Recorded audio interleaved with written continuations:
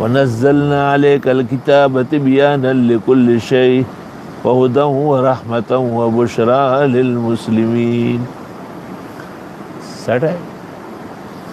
إِنَّ اللَّهَ يَأْمُرُ بِالْعَدْلِ وَالْإِحْسَانِ وَإِيتَاءِ ذِي الْقُرْبَىٰ وَيَنْهَىٰ عَنِ الْفَحْشَاءِ وَالْمُنكَرِ وَالْبَغْيِ يَعِظُكُمْ لَعَلَّكُمْ تَذَكَّرُونَ. بے شک اللہ حکم دیتا ہے عدل کرنے کا، احسانات کرنے کا، رشتہ داروں کے حقوق ادا کرنے کا، اور منع فرماتے ہیں بے حیائی سے اور ناجائز سے اور سر چڑھا پن سے.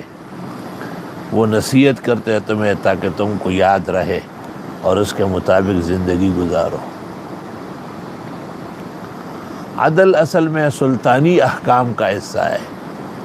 اللہ تعالیٰ نے جس کو کسی کے اوپر غلبہ یا سطوت دی ہو، اس کے اوپر سب سے بڑی آزمائش یہ ہوتی ہے کہ وہ عدل برپا کر لے. عدل عام زندگی میں بھی ایک محمود فعل ہے، اور پیغمبر بخاری و مسلم کی حدیث میں فرماتے ہیں کہ اعدلوا بین اولادکم فی العطیہ، کہ اولاد کے درمیان بھی تم عدل قائم کرو. علماء نے اس سے بہت سارے مسائل نکالے کہ اگر زندگی میں ماں باپ کچھ دینا چاہے تو یہ ہدایہ ہے. وراثت کا تعلق موت سے ہے، ابھی تو زندہ ہے، تو بہتر یہ ہے کہ ان کے درمیان مساوات رکھی جائے. کہتے ہیں کہ عدل جو ہے حقیقت میں اللہ تعالیٰ کی الوہیت کی پہچان کا ذریعہ ہے.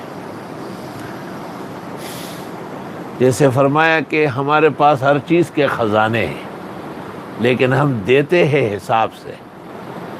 وَإِن مِّن شَيْءٍ إِلَّا عِندَنَا خَزَائِنُهُ وَمَا نُنَزِّلُهُ إِلَّا بِقَدَرٍ مَّعْلُومٍ. دیکھو ایک حیرت کی بات ہے جو علماء اولیاء سب کے لیے، وہ یہ کہ حضرت آدم سے لے کے احمد مصطفیٰ، احمد مجتبیٰ، خاتم الرسل والانبیاء صلی اللہ علیہ وسلم تک انبیاء و مرسلین بھیج دیے. پیغمبر مرسل کو ایک ایسے زمانے میں بھیجا جس کے لیے پورے زمانے کو ان کا معجزہ بنایا، اور پورے جہان کو آنن فانن آپ کی تشریف آوری، آپ کے ارشادات، آپ کے افعال و اقوال کی خبر دی جا سکتی ہے. تو سلسلہ نبوت بند کر دیا گیا، کہ بس رہتی دنیا تک یہی پیغمبر، یہی شریعت، یہی کتاب، یہی سنت. الیوم اکملت لکم دینکم واتممت علیکم نعمتی ورضیت لکم الاسلام دینا. جب لوگوں کو ضرورت تھی احکام پہنچنے کی تو ایک ایک وقت میں 147 نبی اکٹھے ہوئے ایک زمانے میں، اور جب لوگوں کی ضرورت پوری ہو گئی ہے اور ایک ہی رسول اور نبی کا ارشاد سب کے لیے کافی ہے، تو پھر ایک عادلانہ نظام کے تحت ان کو خاتم النبیین بنایا.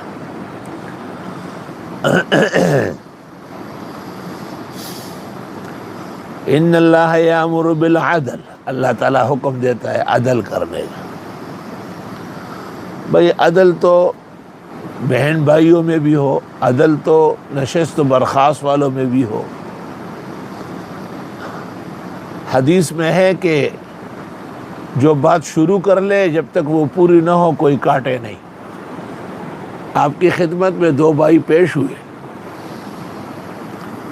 وہ چھوٹا باتیں کرنے لگا تو آپ نے کہا بڑا کون ہے؟ کہا یہ ہے. کہا یہ شروع کرے نا.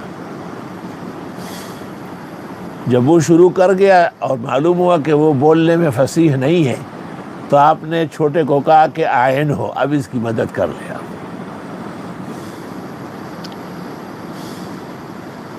جناب رسول اللہ صلی اللہ علیہ وسلم تو تمام خوبیوں کے متصف ہے، اور کمالات اور بشری و انسانی معارج جتنے ممکن تھے اللہ نے وہ عطا فرمائے.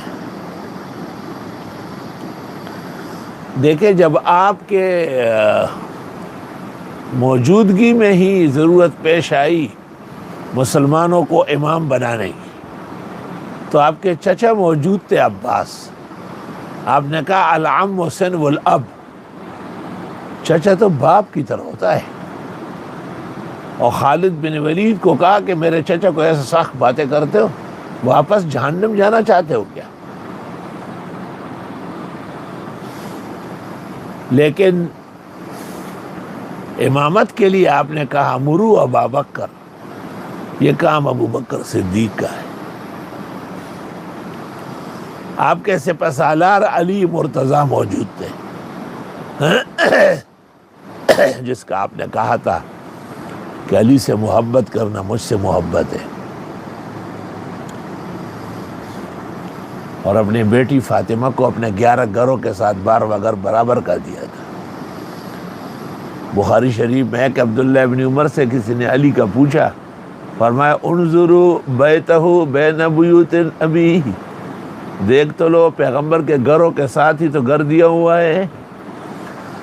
ہمارے بعض قوموں کے ہاں گھر داماد بڑا عیب سمجھا جاتا ہے، یہ اخلاق کفر ہے، یہ تہذیب سے ہٹی ہوئی بات ہے۔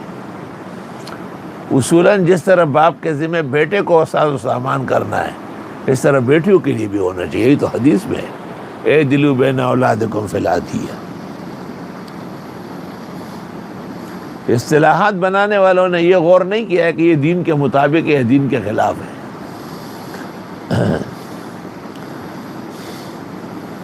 پھر یہ بڑی حیران کن بات ہے کہ جب صحابہ کرام رضوان اللہ علیہم اجمعین کا وقت آ گیا تو انہوں نے بھی اسی حساب سے عمر کو منتخب کیا، ابو بکر نے، عثمان کو منتخب کیا، عشرہ مبشرہ کے بقایا نے۔ علی مرتضیٰ کی خلافت میں بعض واقعاتی احوال پیش آئے جس میں قدر گرانی پیش آئی۔ ان اللہ یأمر بالعدل والاحسان، بے شک اللہ حکم دیتا ہے کہ عدل کرو اور احسانات کرو۔ دیکھو عدل کا مطلب یہ ہے کہ یہ قلم آپ کا نہیں ہے لہذا آپ کو نہیں مل سکتا ہے، اور احسان کا مطلب یہ کہ یہ ہے تو میرا، آپ رکھ لیں۔ تو دنیا میں سارا نظام جو ہے وہ ضابطے سے نہیں چلے گا، کچھ روابط اور محاسن بھی ہوں گے، اور پھر جب سارے جہان کے درمیان ایک عادلانہ نظام ہو اور ان کے ساتھ احسان کا برتاؤ ہو، تو وہ جو آپ کے عزیز و قریب ہے، رشتہ دار ہے، باپ کی طرف سے یا ماں کی طرف سے، جس کو قرابت دار کہتے ہیں، وَإِيتَاءِ ذِي الْقُرْبَى، اور قرابت داروں کو دینا پڑے گا۔ رشتہ دار پدیڈر خوشحالی کی چیز، دائرہ کڑو دائرہ نہ کڑو۔ حدیث میں بھی ہے کہ ان کے برتن میں کچھ نہ کچھ ٹپکاتے رہو، خالی باتوں سے کچھ کام نہیں بنے گا۔ مثلا رشتہ داروں کے لیے یہ کافی نہیں ہے کہ یہ عالم ہے، یہ استاذ العلماء ہے، یہ فقی ہے، یہ مفتی ہے، نہیں جی مختصرہ کہیں مختصرہ کہیں گا، یہ مزاج ہے ان کا۔ تو آپ نے اس کا جواب نہیں دینا ہے، آپ نے اس کا جواب محاسن سے، حسن سلوک سے اور بھرپور ادائیگی سے دینا ہے۔ میرے بھائی تھے بڑے، اور وہ اخیافی بھائی تھے، تو وہ ایک دن میں نے محسوس کیا کہ جب میں وہاں نماز پڑھاتا ہوں تو وہ کہیں اور چلے جاتے تھے۔ ایک دن میں نے ان سے پوچھا، گلالا آپ کہاں جاتے ہو؟ یہ ویسے دل نہیں چاہتا ہے۔ اچھا، بڑی اچھی بات ہے۔ ایک آدمی ان کے ساتھ الجھ رہا تھا، میں نے پوچھا دے سوئی وہ ادھر سے پیسی جی بس میں تے اگشتی مائدہ پیسی ورکو شکور اس جمع ترہ روان ہے۔ تو دینے کا فائدہ تو ہے نا، یقینی بات ہے۔ دنیا کے اندر بہت سارا کام اس طرح ہوتا ہے کہ آپ کو اس پر کچھ خرچ کرنا پڑے گا، اور صرف یہ نہیں، ہو سکتا ہے کہ وہ حقدار ہو اور ہم سے کوتاہی ہو رہی تھی۔ ایسے بہت لوگ میں نے دیکھے ہیں کہ وہ بہت کم چیزوں پر رضامند ہو جاتے ہیں اور بہت دیر تک پر خیال رکھتے ہیں۔ تو ایک تو عدل ہے کہ جس کا حق ہے اس کو دیا جائے، دوسرا یہ ہے کہ ہماری طرف سے ان کے ساتھ احسانات ہو۔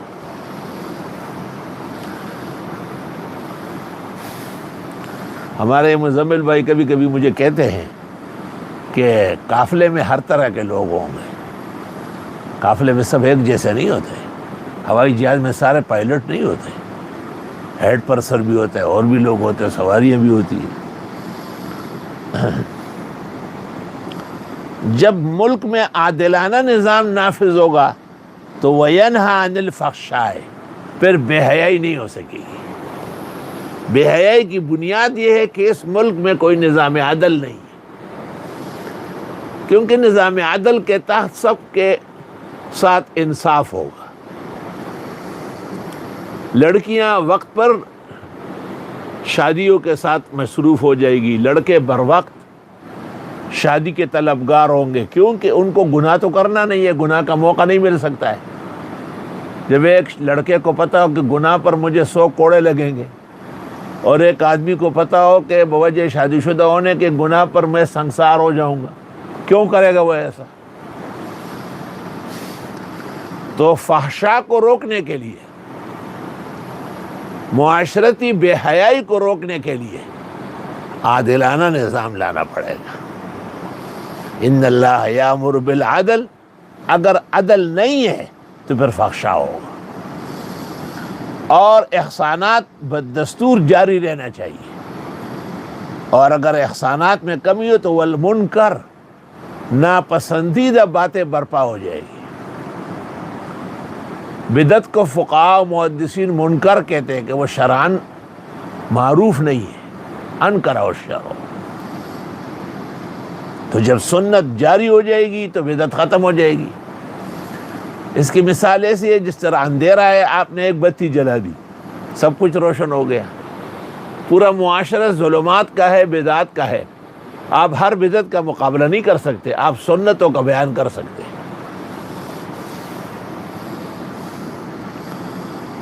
والبغی، اور اگر رشتہ داروں کو آپ نے بر وقت یا موقع موقع پر احسانات کر کے یا حقوق ادا نہیں کیے تو پھر ان سے بھی خیر کی تمنا رکھو، وہ بھی باغی و سرکش ہو جائے گا۔ فقہاء نے ایک قاعدہ لکھا ہے کہ اگر ایک آدمی بدچلن نکلے تو اس کے اعزاء و اقربا کو پکڑا جاتا ہے کہ یہ خراب ہو رہا تھا، آپ کہاں گئے تھے۔ یعظکم لعلکم تذکرون، وہ نصیحت کرتے ہیں تم کو تاکہ تم نصیحت لے سکو، یہ لینے کی نصیحت ہے۔ حضرت عمر ابن عبدالعزیز رحمۃ اللہ علیہ جو خلیفہ راشد تھے اور عمر ثانی کہلائے تھے، اور ان کا زمانہ بہت ہی شیرین اور زرین زمانہ مانا گیا ہے۔ کہتے ان کے وقت سے خطبے میں یہ آیت شامل کی گئی، اتنی جامع معنی ہے کہ خطبے میں جمعے کے دن یا عید کے دن آخری حصے میں یہ پڑھی جاتی ہے۔ وَأَوْفُوا بِعَهْدِ اللَّهِ إِذَا عَاهَدتُّمْ، یہ تو عدل تو ہے، لیکن آپ کے اور ہمارے ذمہ بھی کچھ عہد و پیمان ہے، اور پورا کرو اللہ کے ساتھ کیے ہوئے عہد و پیمان جب کر چکے ہو۔ وَلَا تَنْقُضُوا الْأَيْمَانَ بَعْدَ تَوْكِيدِهَا، توڑنا نہیں قسموں کو پختہ ہونے کے بعد۔ پختہ ہونے کا مطلب یہ کہ عمدن آپ نے کہا ہے کہ اللہ کی قسم کہ میں ایسا کروں گا، یا پختہ کا مطلب یہ کہ سب کو معلوم ہے وہ، اور یا پختہ ہونے کا مقصد یہ ہے کہ شریعت میں اس کی اجازت ہے۔ اگر کوئی کہے کہ میں قسم کھاتا ہوں کہ میں نماز نہیں پڑھوں گا، تو قسم منعقد ہو گئی ہے لیکن یہ گناہگار ہوگا، اور اس کے قسم کا کفارہ تو دینا پڑے گا۔ البتہ نماز چھوڑنا جائز نہیں ہے۔ تو بعد توقید یہاں کے 3 مطلب ہم نے بیان کیے۔ ایک تو یہ کہ اللہ کی ذات اور صفات اس میں لائی گئی ہے، واللہ باللہ وتاللہ۔ علماء کہتے ہیں کہ قرآن کریم بھی صفت من صفاتی وکلامہ جل وعلا، اس لیے قرآن کریم کا قسم کھانا بھی جائز ہے اور وہ منعقد ہو جائے گی۔ جن فقہاء نے انکار کیا ہے انہوں نے مسئلہ کو غور سے نہیں دیکھا ہے۔ اہل سنت والجماعت کا اس پر اجماع ہے، اور اہل سنت والجماعت کا امام بخاری اور امام احمد کے زمانے سے اتفاق ہو چکا ہے کہ القرآن و کلام اللہ و کلام اللہ غیر مخلوق۔ اللہ تعالیٰ جزائے خیر دے مولانا ادریس صاحب کاندیلوی رحمۃ اللہ علیہ کو، جو دیوبند کے شیخ التفسیر تھے اور جامعہ شرفیہ لاہور کے بہت ہی برسر اقتدار محدث و شیخ الحدیث تھے۔ انہوں نے کتاب لکھی ہے الکلام الموثوق بأن القرآن کلام اللہ غیر مخلوق۔ مزید تفصیلات حضرت کی کتاب علم کلام میں بھی دیکھی ہے۔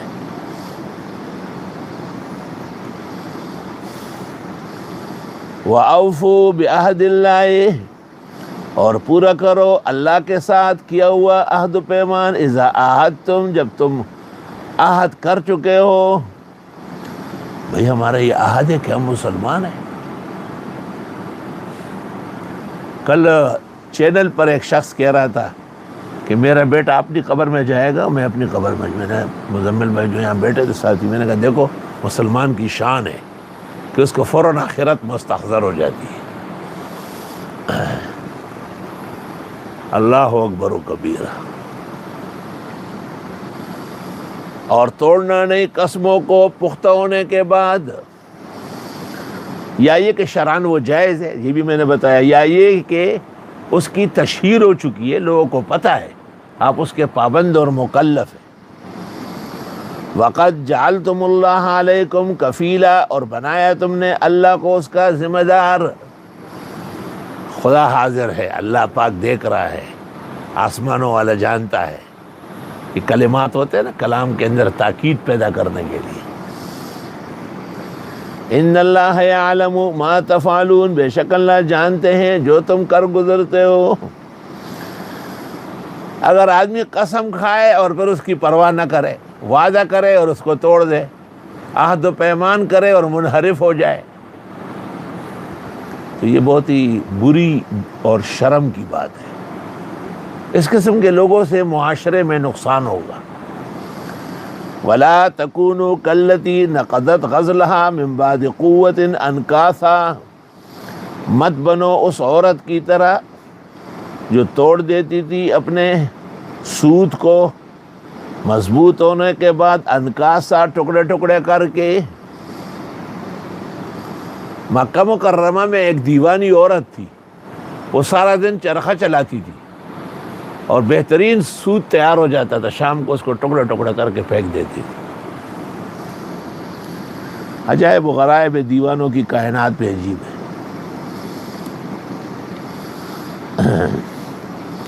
تو جو لوگ ایسا کام کرے کہ جس کا انجام نہ ہو، کہتے ہیں یہ مکے کی وہ دیوانی عورت ہے جو سارے دن محنت کرے اور شام کو اس کو صفر کرے۔ تتخذون ایمانکم دخلا بینکم، بناتے ہو قسموں کو مداخلت کا ذریعہ آپس میں۔ آپ نے اتنی بڑی قسم کھائی کہ وہ تو مطمئن ہو گیا، اور آپ اس قسم کے پرواہ نہیں کرتے ہیں، تو یہ تو خالص مداخلت کے لیے، مال لوٹنے کے لیے، اس کو دھوکہ دینے کے لیے آپ نے قسم کھائی ہے۔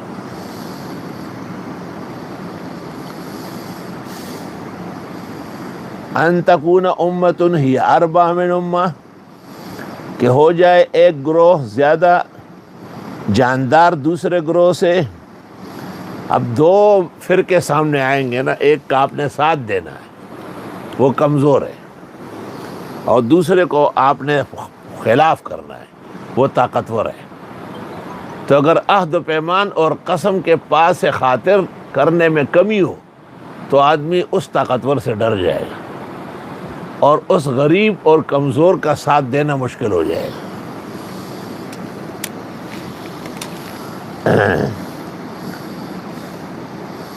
انما یبلوکم اللہ بہ، بے شک آزماتے اللہ تم کو اس طرح، وَلَيُبَيِّنَنَّ لَكُمْ يَوْمَ الْقِيَامَةِ، اور یقیناً مزید بیان کرے گا تمہارے لیے قیامت کے دن۔ قیامت کے دن تو جزا و سزا کا دن ہے، یوم المیزان ہے وہ۔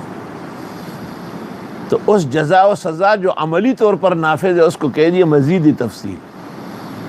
دنیا کے اندر جو اخبار ہے، صحائف ہے، کتب سماویہ ہے، یہ سب کے سب مجملات ہے، مختصرات ہے، یہ تنبیہات ہے، آگاہی ہے، اور تفصیلی جزا یا سزا بروز محشر ہے۔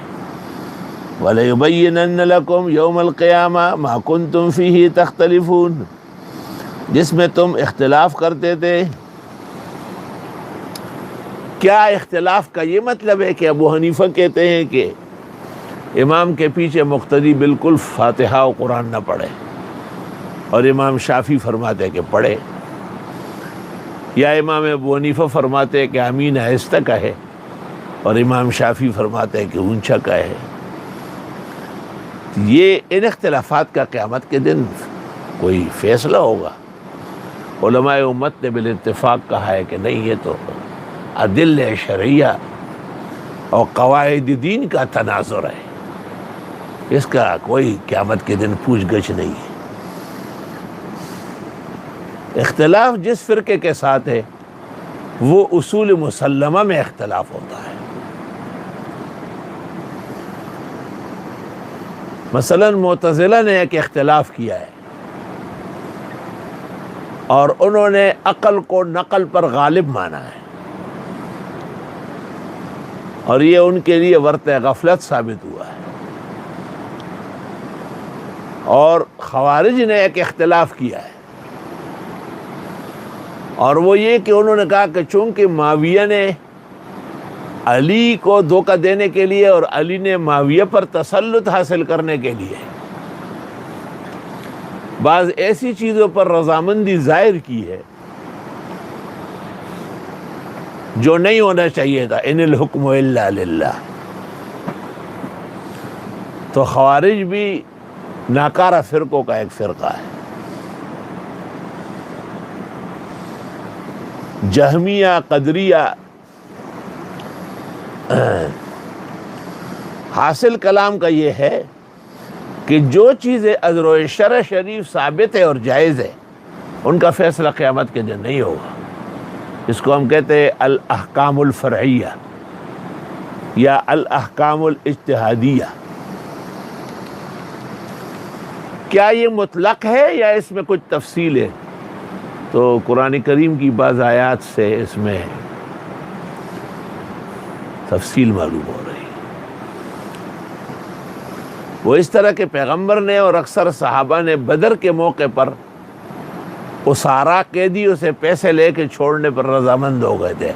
حق تعالیٰ نے اس پر غصہ کیا، اور پیغمبر نے کہا کہ عذاب سامنے درخت تک آ چکا تھا، تھوڑا آگے بڑھتا تو عمر کے علاوہ کوئی نہیں بچتا۔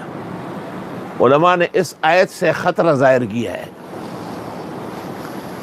کہ ویسے تو قاعدہ یہ ہے کہ مجتہد یا فقی کو اجتہاد یا تفقہ کے ظہور پر اجر ملے گا، اگر غلطی ہو گئی تو 1 اور اگر صحیح رہا تو 2، لیکن شاید بعض موقع ایسے ہوں۔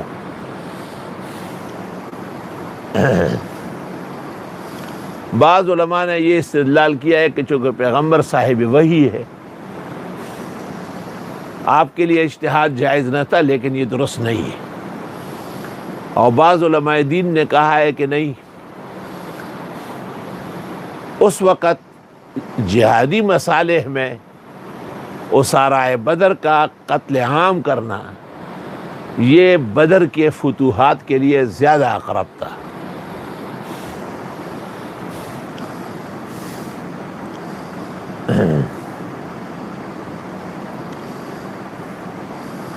وَلَوْ شَاءَ اللَّهُ، اگر اللہ چاہے، لَجَعَلَكُمْ أُمَّةً وَاحِدَةً، کر دیتے تم کو ایک ہی امت، ولیکن یضل من یشاء، لیکن وہ بہکاتا ہے جس کو چاہے، ویہدی من یشاء، اور ہدایت دیتا ہے جس کو چاہے۔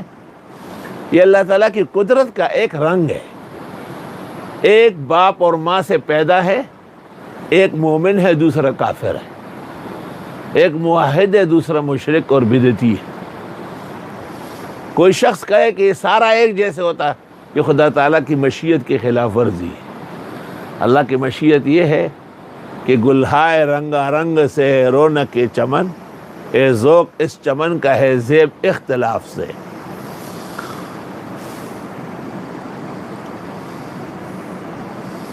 وَلَتُسْأَلُنَّ عَمَّا كُنْتُمْ تَعْمَلُونَ، اور یقیناً تم سے پوچھا جائے گا جو تم نے اعمال کیے۔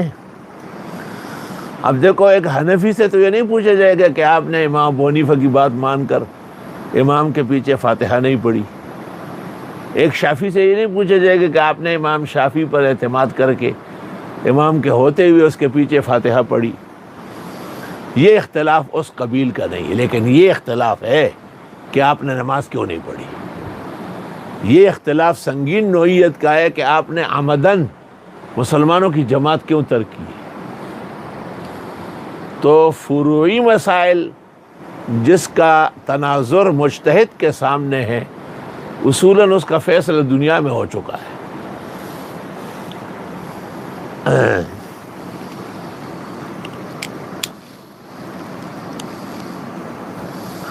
اور یقیناً تم سے سوال ہوگا جو تم عمل کرتے تھے دنیا میں۔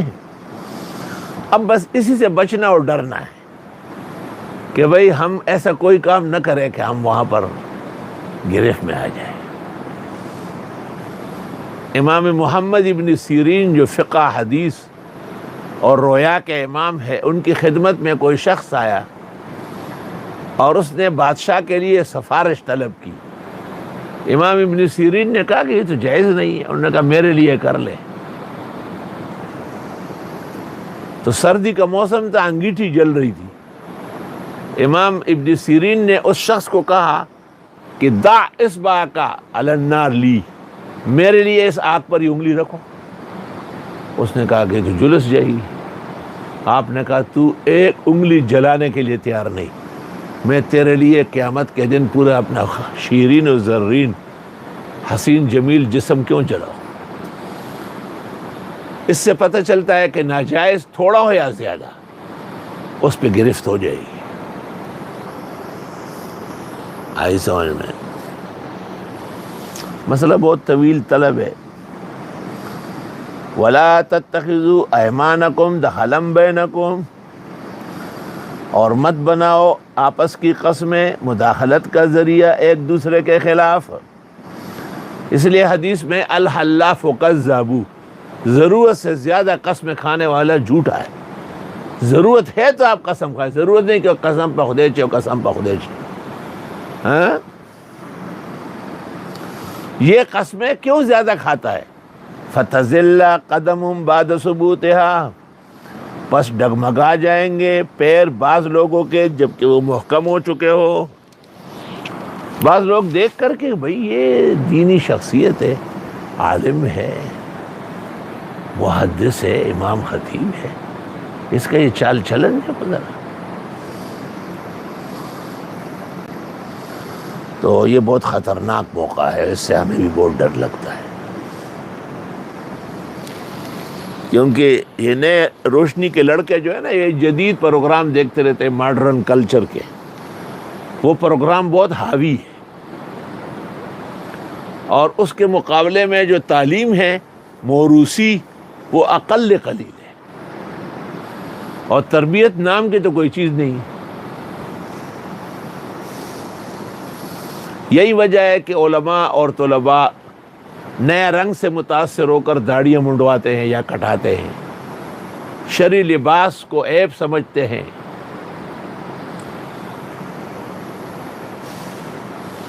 ایسا پختکار آدمی کہ اگرچہ بت ہے جماعت کے آستینوں میں، مجھے ہے حکم ازاں لا الہ الا اللہ، ایسا پختکار مسلمان چاہیے۔ حضرت اقدس امام الحسن مولانا انور شاہ سے علماء کے ساتھ لاہور تشریف لائے تھے، اور وہ مشہور زمانہ شخص سالک، وہ جدید بینکنگ کے بارے میں اور سودی نظام کے بارے میں کچھ پوچھ رہے تھے۔ حضرت شاہ صاحب آرام فرما رہے تھے لیکن جاگ رہے تھے، اور مولانا شبیر احمد بڑے فصیح بلیغ اور ترجمان قرآن و سنت تھے۔ مولانا شبیر احمد کی نظیر نہیں ہے صف علماء میں، وہ سمجھا رہے تھے۔ چونکہ شاہ صاحب آرام کر رہے تھے تو مولانا شبیر احمد صاحب احتراماً آہستہ آواز سے سمجھاتے تھے۔ جب کافی وقت ہو گیا تو حضرت شاہ صاحب نے اپنے منہ مبارک سے وہ کپڑا ہٹایا اور بیٹھ گئے، اور ان کو کہا بھائی بات سنو، جہاں تک مسئلہ سمجھانے کا تعلق ہے مولانا شبیر احمد صاحب نے حق ادا کیا۔ آگے جہنم جانا ہے، اگر کسی نے جانا ہے تو اپنے پیروں پر چل کر جائے، ہمارے پیروں کو نہیں استعمال کرے، مطلب کہ ہم سے کیوں ہاں کراتے ہیں۔ یہ ہے پختہ کار عالم۔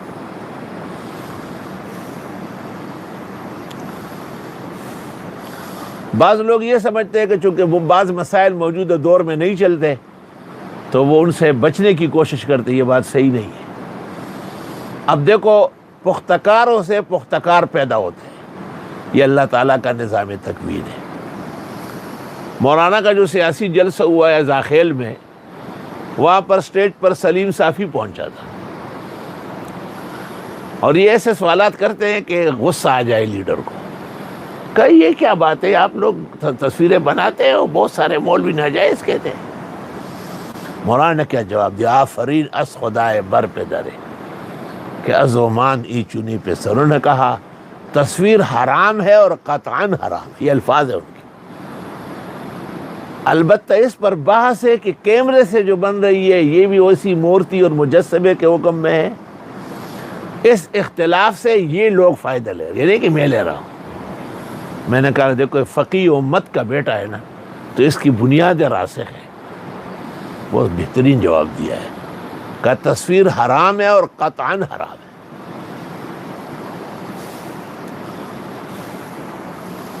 عام طور پر جو سیاسی مولوی ہوتے ہیں وہ سطح النظر ہوتے ہیں۔ کہ طارق جمیل کو بھی جب بھی میں نے شکوہ کیا کہ آپ کا یہ بیان نامناسب ہے، تو یہی کہا ہے کہ ہمارا تو تبلیغی علم ہے، سطحی سا سنی سنائی باتیں ہیں، اور آپ جیسے ہمارے محقق اور عالم اس پر خفا ہے، بجے ختم ہو گئے۔ شروع میں تو میں خوش ہو رہا تھا، بعد میں مجھے اندازہ ہوا کہ یہ واردات کا طریقہ ہے، نہ مناظرہ کرے گا نہ مباحثہ کرے گا، کیل پورا ٹھوکے گا۔ وہ تو چاہیے کہ جن باتوں پر میں ناراضگی اور علماء نے، وہ ان باتوں سے پیچھے ہٹے، اعلان کرے، اس طرح تو نہیں کرتا۔ تو واردات تو پورے کر رہے ہیں نا۔ اس لیے اس کا یہ کہنا کہ میں تبلیغی مولوی ہوں یا سطحی ہوں، یہ معافی کا باعث نہیں ہے، بلکہ یہ دھوکہ دینے کا اور لوگوں کے ایمان اور عاقبت برباد کرنے کا ایک ناروا کوشش ہے جو قابل مذمت ہے۔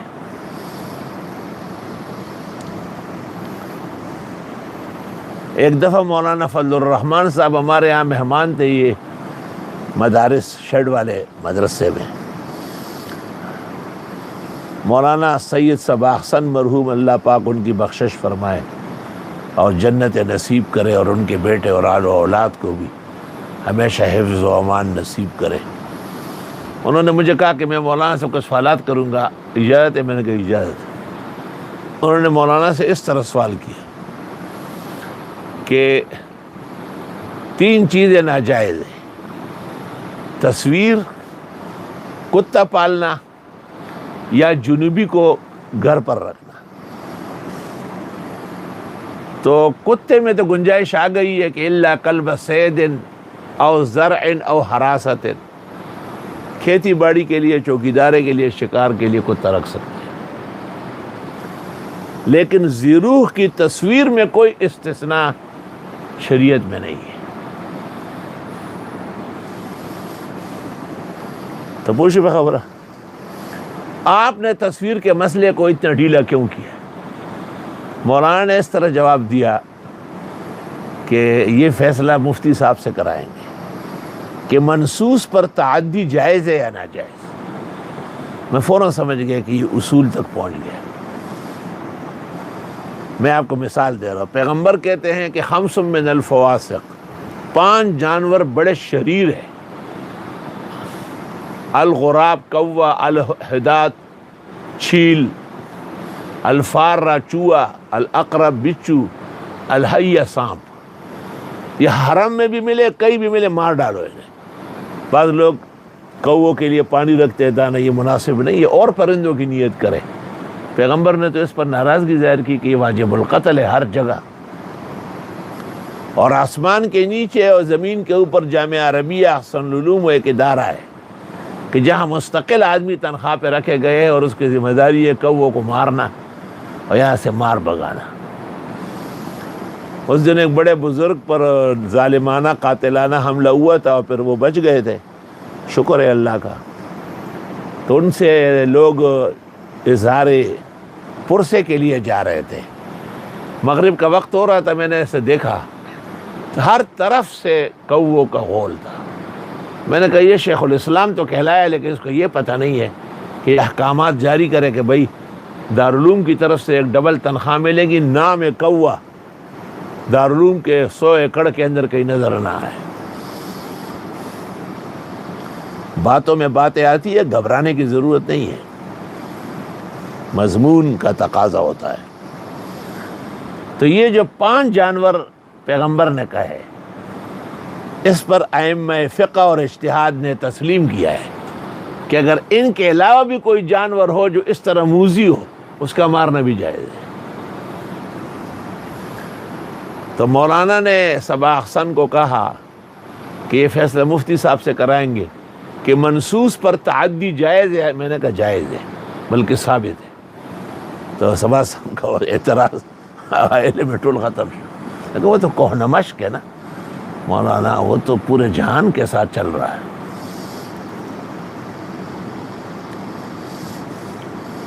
اس طرح ان کی جماعت میں ایک شخص تھا جس کے نظریات بہت نامناسب تھے. میں نے جب بھی ان کے بارے میں بات کی تو مجھے کوئی صحیح جواب نہیں دیا. پھر ایک وقت ایسا آیا کہ خود بیان کرنے لگے. میں نے پوچھا اب جا کر کے سیدھے ہوتے جا رہے ہو؟ کہنے لگے نہیں، بات تو پہلے سے ذہن میں ہے لیکن ناراضگی کے اظہار کرنے کے لیے وقت دیکھنا پڑتا ہے. دیکھا یہ چھوٹے بچوں کا کھیل نہیں ہے کہ تیرے ساتھ ہوں تیرے ساتھ نہیں ہوں، تیرے ساتھ نہیں کھیلوں گا تیرے ساتھ کھیلوں گا. اس طرح تھوڑا ہوتا ہے. حکماء اور عقلاء زمانہ جب کسی چیز پر رضامندی یا ناراضگی ظاہر کرتے ہیں تو ان کے لیے اوقات کا صلاح فلاح تلاش کرتے ہیں. فرمایا مت بناؤ قسمیں اپنی مداخلت کا ذریعہ ایک دوسرے کے خلاف، پس ڈگمگا جائیں گے قدم بعض لوگوں کے جو پختہ ہو چکے ہو. توبہ توبہ. ایک اتفاق سے ایک جگہ میرا جانا ہوا تھا، تو جس بزرگ ہستی سے ملنا تھا وہ کہیں تشریف لے گئے تھے اور خبر بھیج دی کہ بس میں پہنچ رہا ہوں. وہاں عوام آپس میں باتیں کر رہے تھے، مجھے سناتے ہوں گے. مثلا انہوں نے آپس میں یہ باتیں کی کہ یہ مولوی بڑے دلیر نہیں ہوئے، ہر طرح کے گناہ کے لیے تیار ہیں.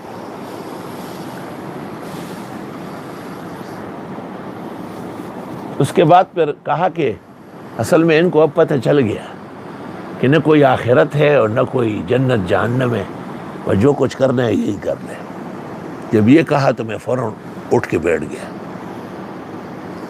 میں نے ان سے کہا کہ ایسا کون سا اختلاف علماء کا آپ کو بہت نامناسب لگا؟ مثلا زنا ناجائز ہے تو آج کسی نے جائز کہا ہے؟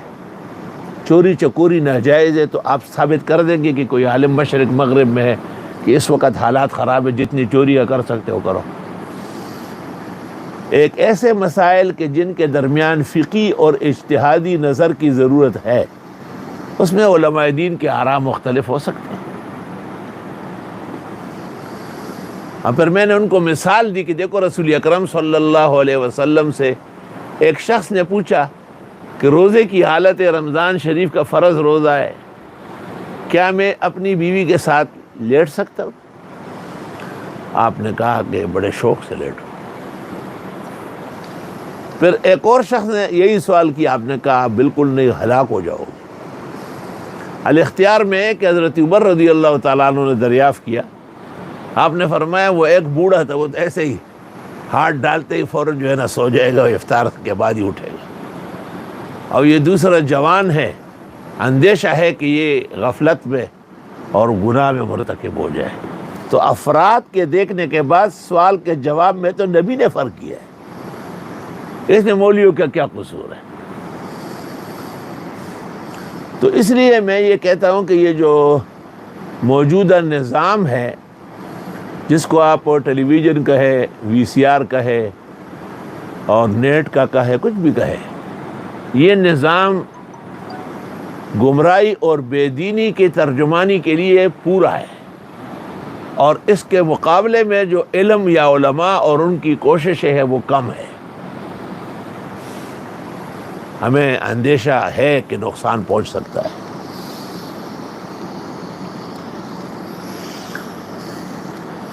مثلا ایک شخص پر ہم نے گرفت کی ہے کہ اس نے کہا ہے کہ قرآن کریم میں ہدایت نہیں ہے، اور قرآن پاک کے بارے میں اللہ فرماتے ہیں ہدی للناس وہدی للمتقین،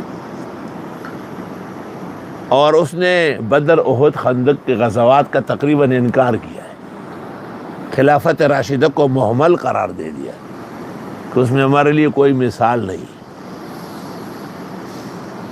اور پھر کہا ہے کہ ہمیں یہود اور بنو اسرائیل میں جانا پڑے گا، صاف صاف اردو زبان میں کہہ رہے ہیں۔ تو اب جب ہم نے ان پر گرفت کی کہ یہ الفاظ اور یہ اقوال مسلمان کے نہیں ہیں، یہ ملحد اور زندیق کے ہیں، تو بعض ہمارے آشنا دوست بھی خفا ہو گئے۔ اس کی وجہ یہ ہے کہ ان کو مسائل کی قدر و منزلت کب معلوم ہے، وہ افراد کی شہرت جانتے ہیں۔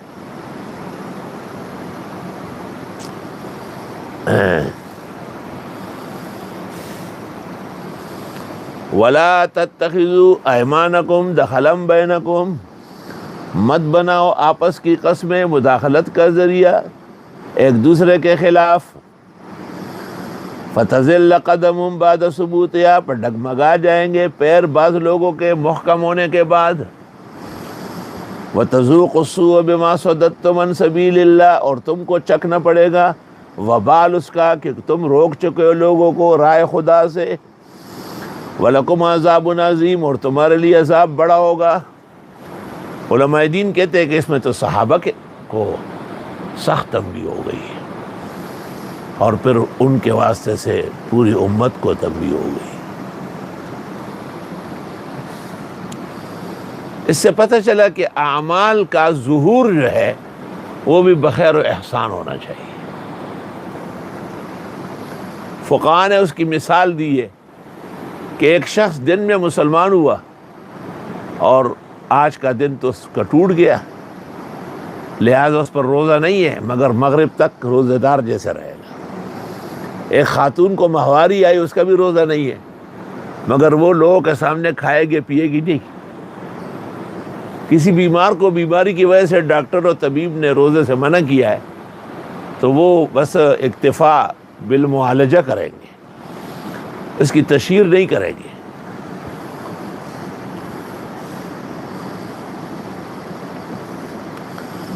چنانچہ فقہ میں اس جزیے پر بھی کلام ہوا ہے کہ اگر کوئی پوچھے تو آپ روزے سے ہے یا نہیں، تو وہ کوئی ایسا ذو معنیین جواب دے کہ بھئی میں بیمار ہوں بہت زیادہ، اور اس طرح کوئی بات اس کا تلفظ نہ کرے کہ میں روزے سے نہیں ہوں، یہ شہادت اپنے اوپر نہ کرے۔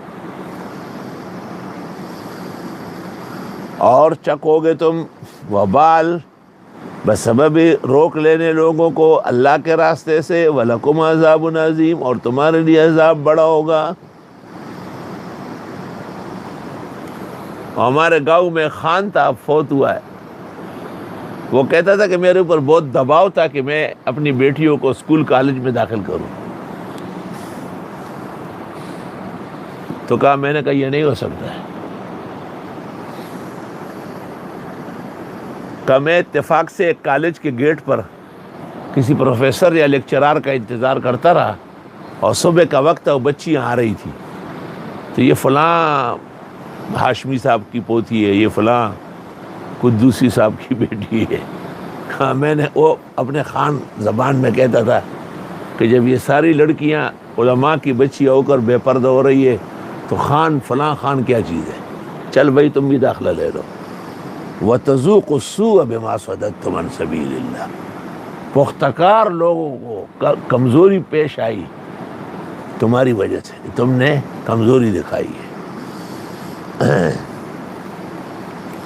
اس لیے یہ آپ بات اپنی جگہ مسلم ہونا چاہیے کہ دینی تعلیم اور تربیت وہ آخر تک رہتی ہے. کیا؟ ہاں، مثلا یہ کافی نہیں ہے کہ ہم کہیں مزمل زندگی بھر 45 سال سے ہمارا ساتھ ہے، جنید یہی پلا بڑا ہے.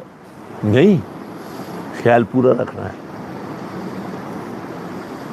حضرت عمر رضی اللہ تعالیٰ عنہ جو توریت دیکھ رہے تھے، آپ کتنے ناراض ہوئے ان پر، اور آپ نے کہا امتحوکون انتم کما تحوکت الیہود والنصارى، اس سے تو شک پیدا ہو جائے گا. اور آپ نے کہا والذی نفسی بیدہ لو کان موسیٰ حیا لما وسعہ الا اتباعی، اگر موسیٰ خود آج زندہ ہوتے تو میرے اتباع کے بغیر نہیں رہ سکتے.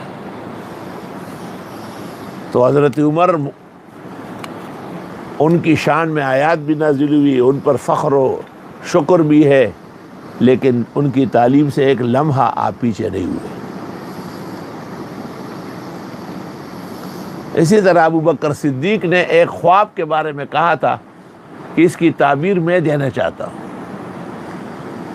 اور انہوں نے تعبیر دی، آپ خاموش رہے. پھر پوچھا کہ کیسی ہے، کچھ صحیح ہے کچھ غلط ہے. اس نے کہا اللہ کی قسم بتانا پڑے گا کون سا حصہ. آپ نے کہا قسمیں مت کھاؤ.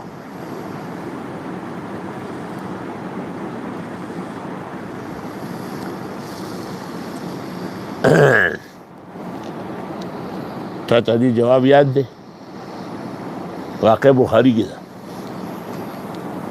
دې جواب مونږ داسې کړی دی چې د نبی علم چې هي هغه برای راست دی، هغه هر اعتبار سره کامل او اکمل دی. نبی نے علاوہ ہر څوک چې دی دا هغه علم د نبی برابر نه دی. ضرور باغې نه کمی کو دا ای کمی کوتاهی نه دا مراد چې دا تعبیر پیغمبر کو له بل شان بیا کړه. ولا تشتروا بعہد اللہ ثمنا قلیلا، عام طور پر ایسا ارتکاب کرنا کہ ایک مضبوط عقیدے کا شخص بھی ڈگمگا جائے اور بااعتماد لوگ بے اعتماد ہو جائے، دنیا کے حرص و لالچ میں ہوتا ہے. تو فرمایا مت لو اللہ کے ساتھ عہد و پیمان پر قیمت تھوڑی، دنیا ساری کی ساری قل متاع الدنیا قلیل انما عند اللہ وخیر لکم، جو اللہ آپ کو پختگی کے اجر دے گا وہ بہتر ہے. ان کنتم تعلمون ما عندکم ینفد، جو کچھ تمہارے پاس ہے یہ نہیں رہے گا. نفد ینفد مانا ختم ہونا. وما عند اللہ باق، اور جو اللہ کے ہاں ہے وہ ہمیشہ رہے گا. انسان خود فانی ہے، اس کی ہر چیز فانی ہے، صحت فانی ہے، جوانی فانی ہے، حسن فانی ہے، جود اور سخا فانی ہے، قابلیت و لیاقت فانی ہے. اللہ تعالیٰ کے لیے جو کچھ کیا گیا ہے وہ ہمیشہ رہے گا. ہمیشہ رہنے والی بس ایک اللہ کی ذات ہے. کہتے کہ سفیان ابن عیینہ سے سوال ہوا تھا نا، تو انہوں نے کہا تھا کہ میں نے بہت غور کیا تو میں سمجھ گیا کہ ہر چیز فانی ہے، اس کو بقا بخشنے کے لیے اللہ کے نام پہ کرنا پڑے گا. مولانا مفتی محمد شفیع صاحب کی ایک کتاب ہے کشکول، اس میں یہ واقعہ بہت تفصیل سے نقل ہے. جو کچھ تمہارے پاس ہے یہ ختم ہو جائے گا. وما عند اللہ باق، اور جو اللہ کے ہاں ہے وہ رہے گا. مطلب کہ آپ دنیا لے کے دین کیسے چھوڑ رہے ہیں؟ دین تو ہمیشہ ساتھ ہے، دنیا تو نہیں رہے گی. وَلَنَجْزِيَنَّ الَّذِينَ صَبَرُوا أَجْرَهُمْ بِأَحْسَنِ مَا كَانُوا يَعْمَلُونَ، اور ضرور بدلہ دیں گے ان لوگوں کو جو ثابت قدم رہے ہیں۔ اگرچہ دین بیچنے کا وقت آ گیا تھا، لالچ قسم قسم کی سامنے تھی، لیکن ثابت قدم رہا بہترین طریقے سے جو انہوں نے اعمال کیے۔ من عمل صالحا من ذکر او انثی، جو عمل کرے نیک مرد یا عورت، وہو مومن لیکن ہو مومن، فلنحینہ حیاتا طیبہ، پس اس کو زندگی دیں گے زندگی مبارک خوشگوار۔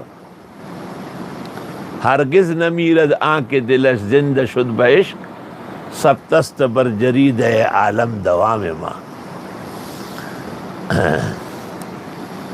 کمال ہے ویسے کہ آدمی چلے گئے اور آدمیوں کے اعمال باقی ہے۔ بخاری کا جامع ہے، یہ ابو داؤد کی سنن ہے، یہ ترمذی کی ہے، یہ تفاسیر ہے، یہ فقہ اور صرف اور نحو کی کتاب ہے۔ وَلَنَجْزِيَنَّهُمْ أَجْرَهُمْ بِأَحْسَنِ مَا كَانُوا يَعْمَلُونَ، اور ضرور دیں گے ان کا اجر بہترین طریقے سے جو انہوں نے اعمال کیا۔ احسن ہے۔ فَإِذَا قَرَأْتَ الْقُرْآنَ، جب قرآن پڑھنے لگو، فَاسْتَعِذْ بِاللَّهِ مِنَ الشَّيْطَانِ الرَّجِيمِ، پس پناہ مانگو اللہ کے پاس شیطان مردود سے۔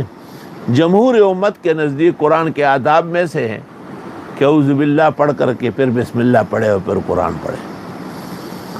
اگر درمیان میں وقف آ گیا تو بھی اکثر کی رائے یہ ہے کہ اعوذ باللہ سے پھر شروع کریں۔ بعضوں نے صرف بسم اللہ پر بھی اکتفا کیا ہے۔ ائمہ میں سے صرف امام مالک یا دو چار اور وہ یہ سمجھتے ہیں کہ تلاوت کے بعد بھی اعوذ باللہ پڑھ لیا جائے، کیونکہ صیغہ ماضی کا ہے، حالانکہ اس کے مواطن بالکل واضح ہے۔ انہ لیس لہ سلطان، بے شک نہیں ہے شیطان کا زور، علی الذین آمنوا، ان لوگوں پر جو ایمان والے ہیں، وعلی ربہم یتوکلون، اور اپنے رب پر بھروسہ کرتے ہیں۔ شیطان کا مقابلہ دو صلاحیتوں سے ہوگا، ایک ایمان سے اور دوسرا توکل سے۔ ایمان میں کمی آئے گی تو عقیدہ خراب ہو جائے گا، توکل میں کمی آئے گی تو اعمال تتر بتر ہو جائیں گے۔ انما سلطانہ علی الذین یتولونہ، بے شک شیطان کا زور چلتا ہے ان لوگوں پر جو اس سے دوستی کرتے ہیں۔ والذین ہم بہ مشرکون، اور وہ لوگ جو اس کو کاموں میں شریک ٹھہراتے ہیں۔ ابھی میں آ رہا تھا، کون سی نماز تھی؟ فجر کی تھی، تو ایک آدمی بائیں ہاتھ سے ذکر کر رہا تھا، گنتی کر رہا تھا۔ دیکھو شیطان کو اس نے کام میں لگایا کہ رمضان شریف کا مہینہ ہے، مبارک وقت ہے، میرے بیٹے تم میرے لیے بائیں ہاتھ سے گنتی کرو۔ تو ایسے چھوٹے چھوٹے کاموں کے ذریعے بھی وہ دین اور سنت سے دور کراتا ہے۔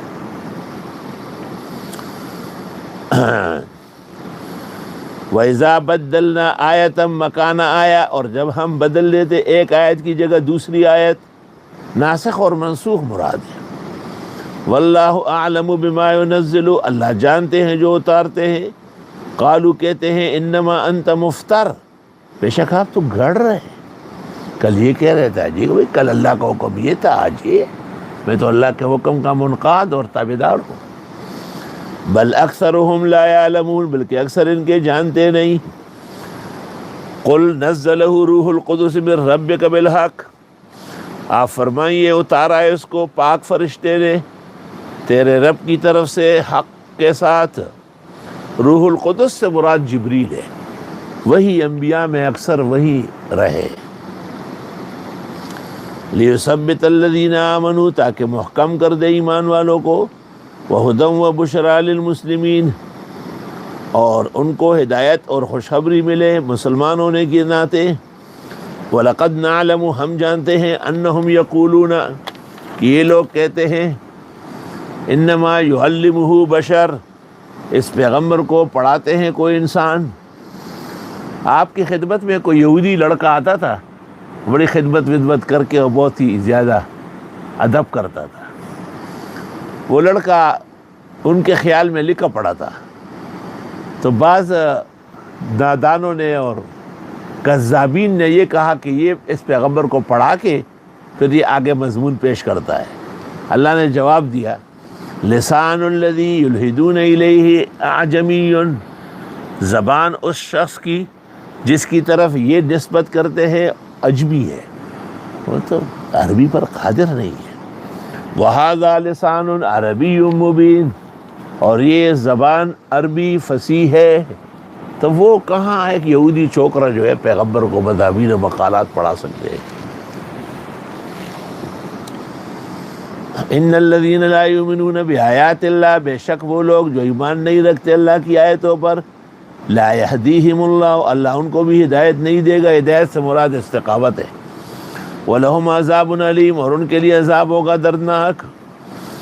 انما یفتر الکذب الذین لا یؤمنون بآیات اللہ، بے شک جھوٹ گڑتے ہیں وہ لوگ جو ایمان نہیں رکھتے اللہ کی آیتوں پر۔ فَأُولَئِكَ هُمُ الْكَاذِبُونَ، یہ لوگ ہے ہی جھوٹے۔ من کفر باللہ من بعد ایمانہ، جو کفر کرے ایمان کے بعد، بہت خطرناک بات ہے کہ اللہ نے ایمان دیا ہے اور یہ کفر کر رہا ہے۔ الا من اکرہ، مگر وہ جو مجبور کیا گیا، وقلبہ مطمئن بالایمان، اور اس کا دل بھرا ہوا ہے ایمان سے۔ ایمان اصلاً قلب کی چیز ہے۔ امام ابو حنیفہ اور متکلمین کے ہاں ایمان لا یزید ولا ینقص، وہ مرکب نہیں بلکہ بسیط ہے، اور بسیط اسی کو کہتے ہیں بالا جزء لو۔ تو ایک شخص کو مجبور کیا، دو شخص تھے، ایک نے جان بچانے کے لیے کلمہ کفر کہا اور ایک نے جان دے دی، اس پر یہ آیات نازل ہوئی ہے۔ وَلَٰكِن مَّن شَرَحَ بِالْكُفْرِ صَدْرًا، لیکن جس کا سینہ کفر کے لیے کھل گیا، یہ خطرناک بات ہے کہ بس ہمیشہ کے لیے وہ ایمان سے گیا۔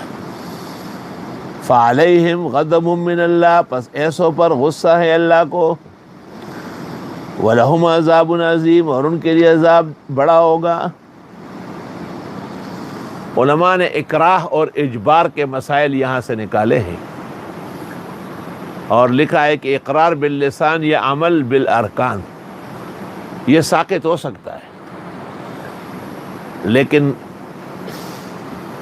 تصدیق بالقلب جو ہے، ایمان کی دلی تصدیق، وہ ہمیشہ برقرار رہے گی، اس میں فرق نہیں آنا چاہیے۔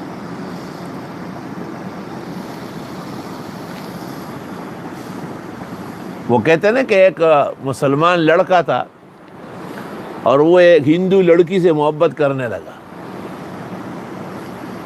تو وہ ہندو لڑکی کے خاندان والوں نے کہا بھائی تم مسلمان ہو اور یہ لڑکی ہندو ہے، انہوں نے کہا مجھے اس سے شادی کرنی ہے۔ کہا پھر ہندو ہونا پڑے گا، کہا ہو جائیں گے۔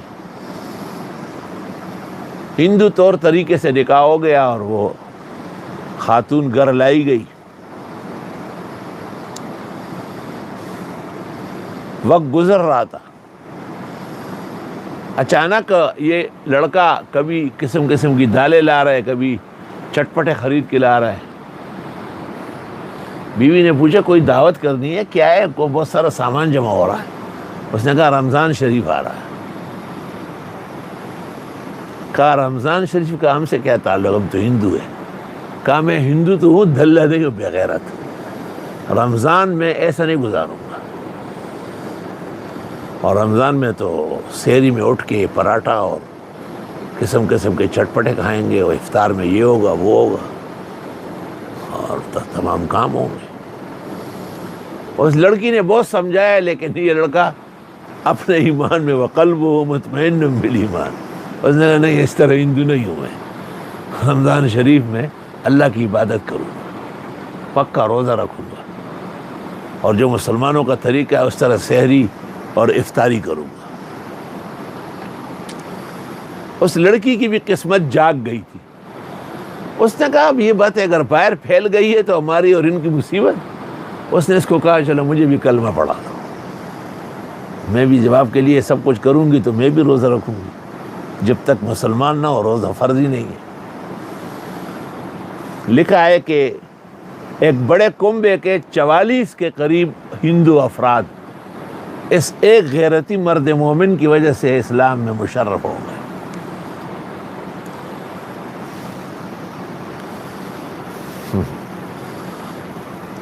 وَقَلْبُهُ، اللہ فرماتے کہ اس کے دل میں ایمان پختہ ہے. الحمدللہ.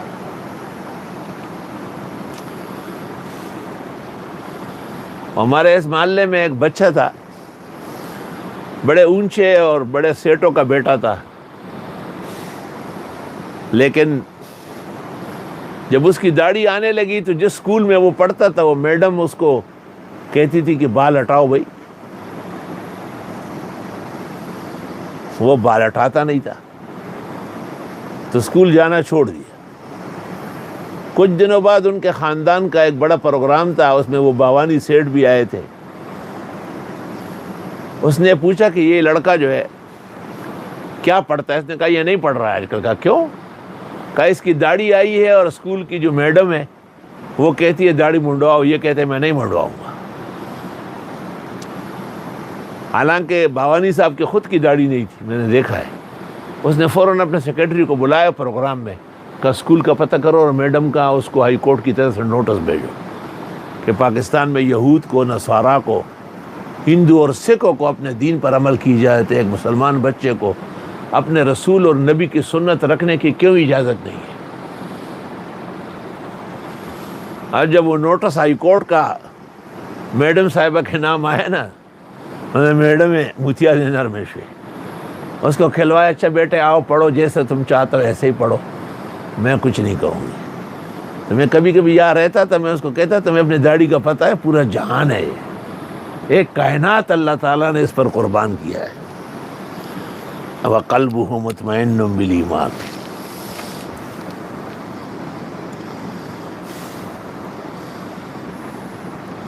ذَلِكَ بِأَنَّهُمْ اسْتَحَبُّوا الْحَيَاةَ الدُّنْيَا عَلَى الْآخِرَةِ، یہ اس واسطے کہ انہوں نے اختیار کی دنیا کی زندگی آخرت کے مقابلے میں، تبھی تو دل سے ایمان نکل گیا. وَأَنَّ اللَّهَ لَا يَهْدِي الْقَوْمَ الْكَافِرِينَ، اور بے شک اللہ ہدایت نہیں دیتے کافر لوگوں کو، یعنی ایسی ہدایت کہ وہ کفر سے بچ جائے. ہدایت تو اللہ ہی دیتا ہے، لیکن ہدایت کی دو قسمیں، ایک ایرات الطریق راستے بتانا ہے، اور ایک ایصال المطلوب عین مقصود تک پہنچانا ہے. ان کے ناکردنیوں کی وجہ سے یہ مقصود سے محروم ہو رہا ہے. اولئک الذین طبع اللہ علی قلوبہم، یہ وہ لوگ ہیں کہ مہرے لگائی اللہ نے ان کے دلوں پر، وسمعہم اور کانوں پر، وابصارہم اور آنکھوں پر، واولئک هم الغافلون، یہ لوگ بالکل بے خبریں ہیں. یہ غفلت خطرناک ہے، یہ غفلت بہت ہی زیادہ افسوسناک ہے. وہ ایک عالم دین ملا نا، یہاں آیا، اس نے کہا میں جہانگیرہ میں 20-22 سال رہا ہوں، اور استاد الاساتذہ مولانا فضل علی سے میں نے گلستان بوستان، دیوان حافظ، مصنوی سب پڑھی. تو باتوں باتوں میں اس نے یہ بات بھی کہی کہ اس وقت علماء کی اتنی آؤبگت نہیں تھی، نہ کسی کو یہ احساس تھا کہ یہ اتنے بڑے عالم ہیں. فرمایا تو بعد میں ہمیں آپ کا پتہ چلا ہے تو میں کوہستان سے روانہ ہوا آپ سے ملنے کے لیے. تو یہ غفلت نامناسب غفلت ہے. صاحب ہدایہ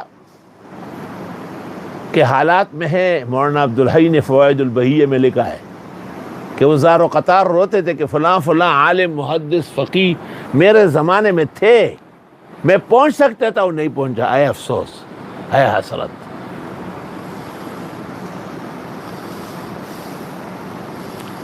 چنانچہ میں جب کراچی آیا 1973 میں تو حضرت بنوری بھی حیات تھے، اور مولانا مفتی عمر شفیع صاحب بھی. اچانک میرے والد صاحب اور میرے جو انور شاہ کے نانا تھے وہ دونوں آئے تھے، تو انہوں نے کہا یار مفتی عمر شفیع سے ملاقات کرتے ہیں. تو اتفاق سے وہ کرفیو نافذ تھا، اور اس کرفیو میں کوئی پتہ نہیں ہلتا تھا. تو ہم نیو کراچی 11F سے روانہ ہوئے، صدر سے، نیشنل ریفائنری سے ہوتے ہوئے دارالعلوم پہنچ گئے. دارالعلوم ایسا نہیں تھا، دگڑ، گرد و غبار، ٹوٹی پھوٹی دیواریں، درمیان میں ایک پرانے طرز کی بنی ہوئی مسجد تھی، اور کیا کچھ کمرے ومرے تھے.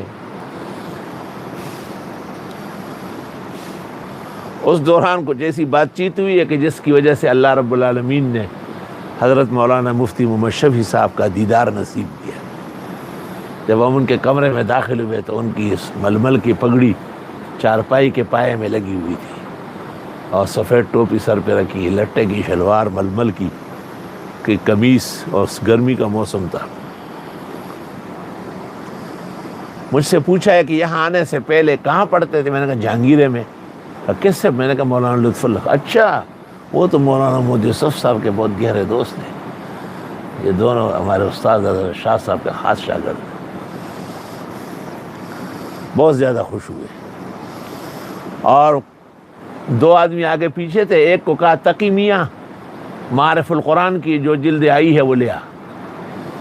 میں سمجھا اچھا یہ مولانا تقی صاحب ہے، اڑ گیا ہونے ہلکا پاجامہ قمیص اپمن ڈلاڑو پینزے جلد راڑا، اور اس پر حضرت مفتی صاحب نے لکھا بھی ہے، میرے پاس گھر میں ہے۔ فرمایا چھٹی 7ویں 8ویں یہ میرا لڑکا ہے تقی، یہ بھیجے گا آپ کو، اس کی ذمہ داری ہے۔ واقعی وہ چھٹی 7ویں 8ویں بھیجوا دی۔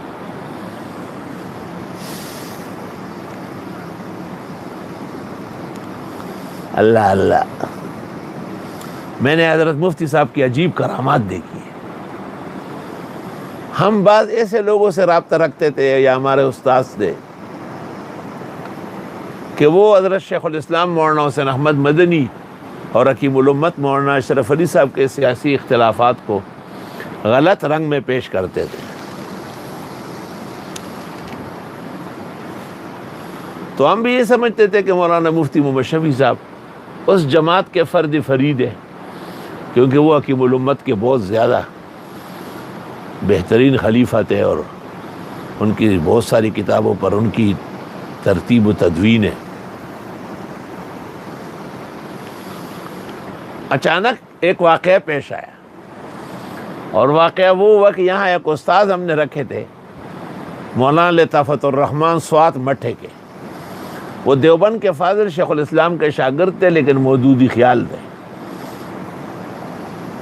وہ کہتا تھا کہ میری مودودیت تجارتی ہے، لیکن پھر بھی مسائل میں فرق ہوا تھا۔ اس نے یہ واقعہ سنایا کہ میرے دارالعلوم میں تقرر ہوا، کتابیں تقسیم ہوئی، تنخواہ مقرر ہوئی۔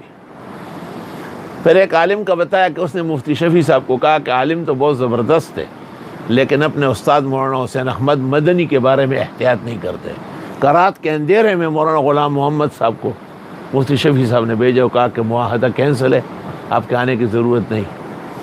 اور مفتی شفیع صاحب نے کہا کہ میں حضرت مولانا حسین احمد مدنی کے مخالف یا ان کی بارگاہ میں کم کلام کرنے والے کو دارالعلوم کی گلی کوچوں میں بھی برداشت نہیں کرتا، چاہے کہ میرے یہاں پڑھانے لگ جائے۔ تو دیکھو یہ کرامت ظاہر ہوئی نا، وہ ہمارے دل میں جو وسوسہ تھا وہ ختم ہو گیا۔ دوسرا واقعہ یہ ہے کہ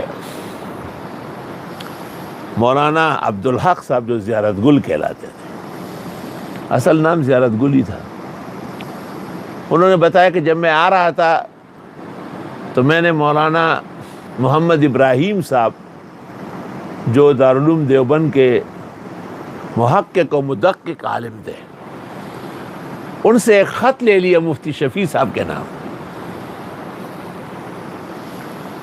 کہ میں جب دارالعلوم پہنچا حضرت مفتی شفیع صاحب سے ملاقات ہوئی، اور میں نے مولانا ابراہیم بلیاوی کا خط پیش کیا، تو مفتی محمد شفیع صاحب نے اس طرح کہا، یہ کافی ہے کہ آپ نے شیخ الاسلام حضرت مدنی سے دور حدیث پڑھا ہے، میں نے کبھی بھی شیخ الاسلام کے شاگرد کو واپس نہیں کیا۔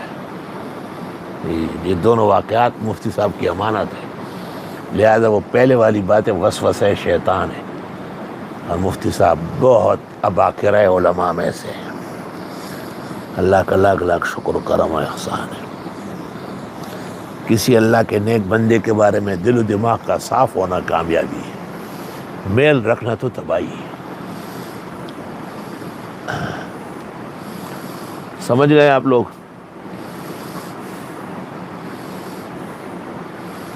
اولئک الذین طبع اللہ علی قلوبہم وسمعہم وابصارہم واولئک هم الغافلون، یہ لوگ واقعی غافل ہے۔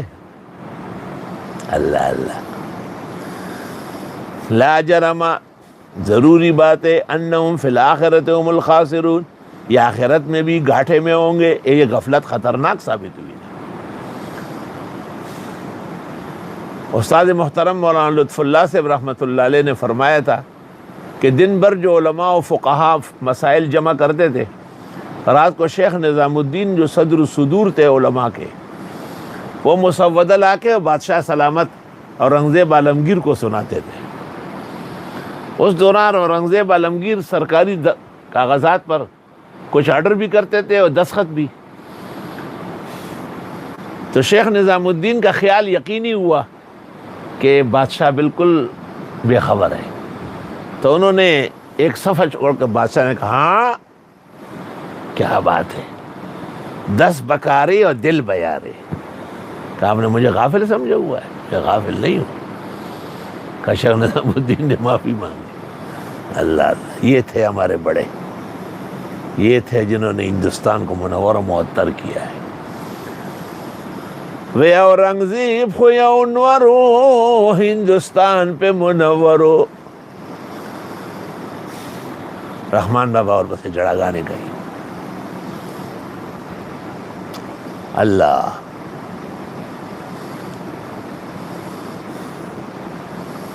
ثم ان ربک للذین ہاجروا من بعد ما فتنوا، پھر بے شک تیرا رب ان لوگوں کے حق میں جنہوں نے ہجرت کی بات پریشان ہونے کے، ثم جاہدوا، پھر جہاد کیے، وصبروا، اور جم کے رہے. ان ربک من بعدها لغفور الرحیم، بے شک تیرا رب اس کے بعد بھی خوب بخشنے والا رحم والا ہے. یوم تاتی کل نفس، جس دن آئے گا ہر انسان، تجادل عن نفسہا، حجت کرے گا اپنی طرف سے، وتوفی کل نفس ما عملت، اور پورا دیا جائے گا ہر انسان کو جو اس نے عمل کیا، وہم لا یظلمون، اور ان کے ساتھ ظلم نہیں ہوگا، ان کی نیکیاں کم نہیں کی جائے گی. وضرب اللہ مثلا قریۃ، اور اللہ بیان فرماتے مثال ایک بستی کی. حضرت ام المومنین حفصہ سے روایت ہے کہ یہ مدینہ ہے، لیکن ابن شہاب نے اور ابن ابی حاتم نے ابن عباس سے نقل کیا کہ ہی مکہ. مفسر ابن جریر نے اپنی تفسیر میں اس کو ترجیح دی ہے، کیونکہ ایسے واقعات مدینہ میں بھی ہوں گے. بیان فرماتے اللہ مثال ایک بستی کی، کانت آمنتاً مطمئنتاً، جو بہت آرام اور اطمینان سے تھا. یاتیہا رزقہا رغداً من کل مکان، آ رہی تھی اس کی روزی خوب خوب ہر طرف سے. فکفرت بانعم اللہ، پس ناشکری کی اللہ کی نعمتوں کی. فاذاقہا اللہ لباس الجوع والخوف، پس چکا دیا اللہ نے ان کو لباس بھوک اور خوف کا. بما کانوا یصنعون، بسبب ان کے کرتوت کے. ایک ایسی بستی جس کو ہر طرف سے انعامات، خوشیاں وافر آتی تھی، اور مکین وہاں کے خوش و خرم تھے، انہیں معاشی اور اقتصادی تکلیف نہیں تھی. لیکن خدا تعالیٰ کے ان نعمت اور آسودگی کا جو ان پر شکر واجب تھا انہوں نے بجا نہیں لایا، چنانچہ تنگیاں پیش آئی، پریشانی پیش آئی، اور جو بھوک اور خوف ان کا لباس بن گیا. عام طور پر یہ عربی محاورہ نہیں ہے. فَأَذَاقَهَا اللَّهُ لِبَاسَ الْجُوعِ وَالْخَوْفِ، اللہ تعالیٰ نے چکا دیا ان کو، یعنی اڑا دیا ان کو، لباس بھوک اور خوف کا. بعض لوگوں کے شکل و صورت سے باقاعدہ گداگری ظاہر ہوتی ہے، اور بعض لوگ جتنے بھی کھائیں گے اور ان کو ملے گا وہ کہیں گے کچھ نہیں ملا. سلمنا غنم دما مجان شل پپاؤ کے ہوئے خوڑل پداؤ کے.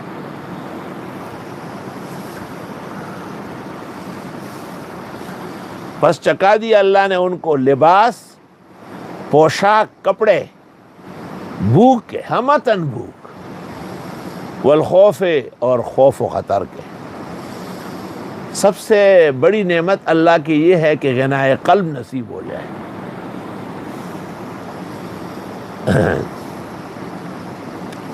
حضرت اقدس مولانا محمد انور شاہ صاحب رحمۃ اللہ علیہ نے اس کی عجیب عجیب تعبیرات کی ہے.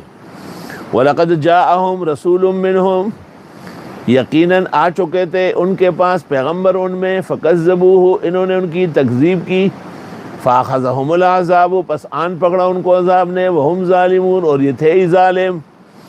غالباً محمد عربی صلی اللہ علیہ وسلم ہی کی ناشکری کی گئی۔ فَكُلُوا مِمَّا رَزَقَكُمُ اللَّهُ حَلَالًا طَيِّبًا، پس کھاؤ اس میں سے جو دیا ہے تم کو اللہ نے، حلال بھی اور پاک بھی۔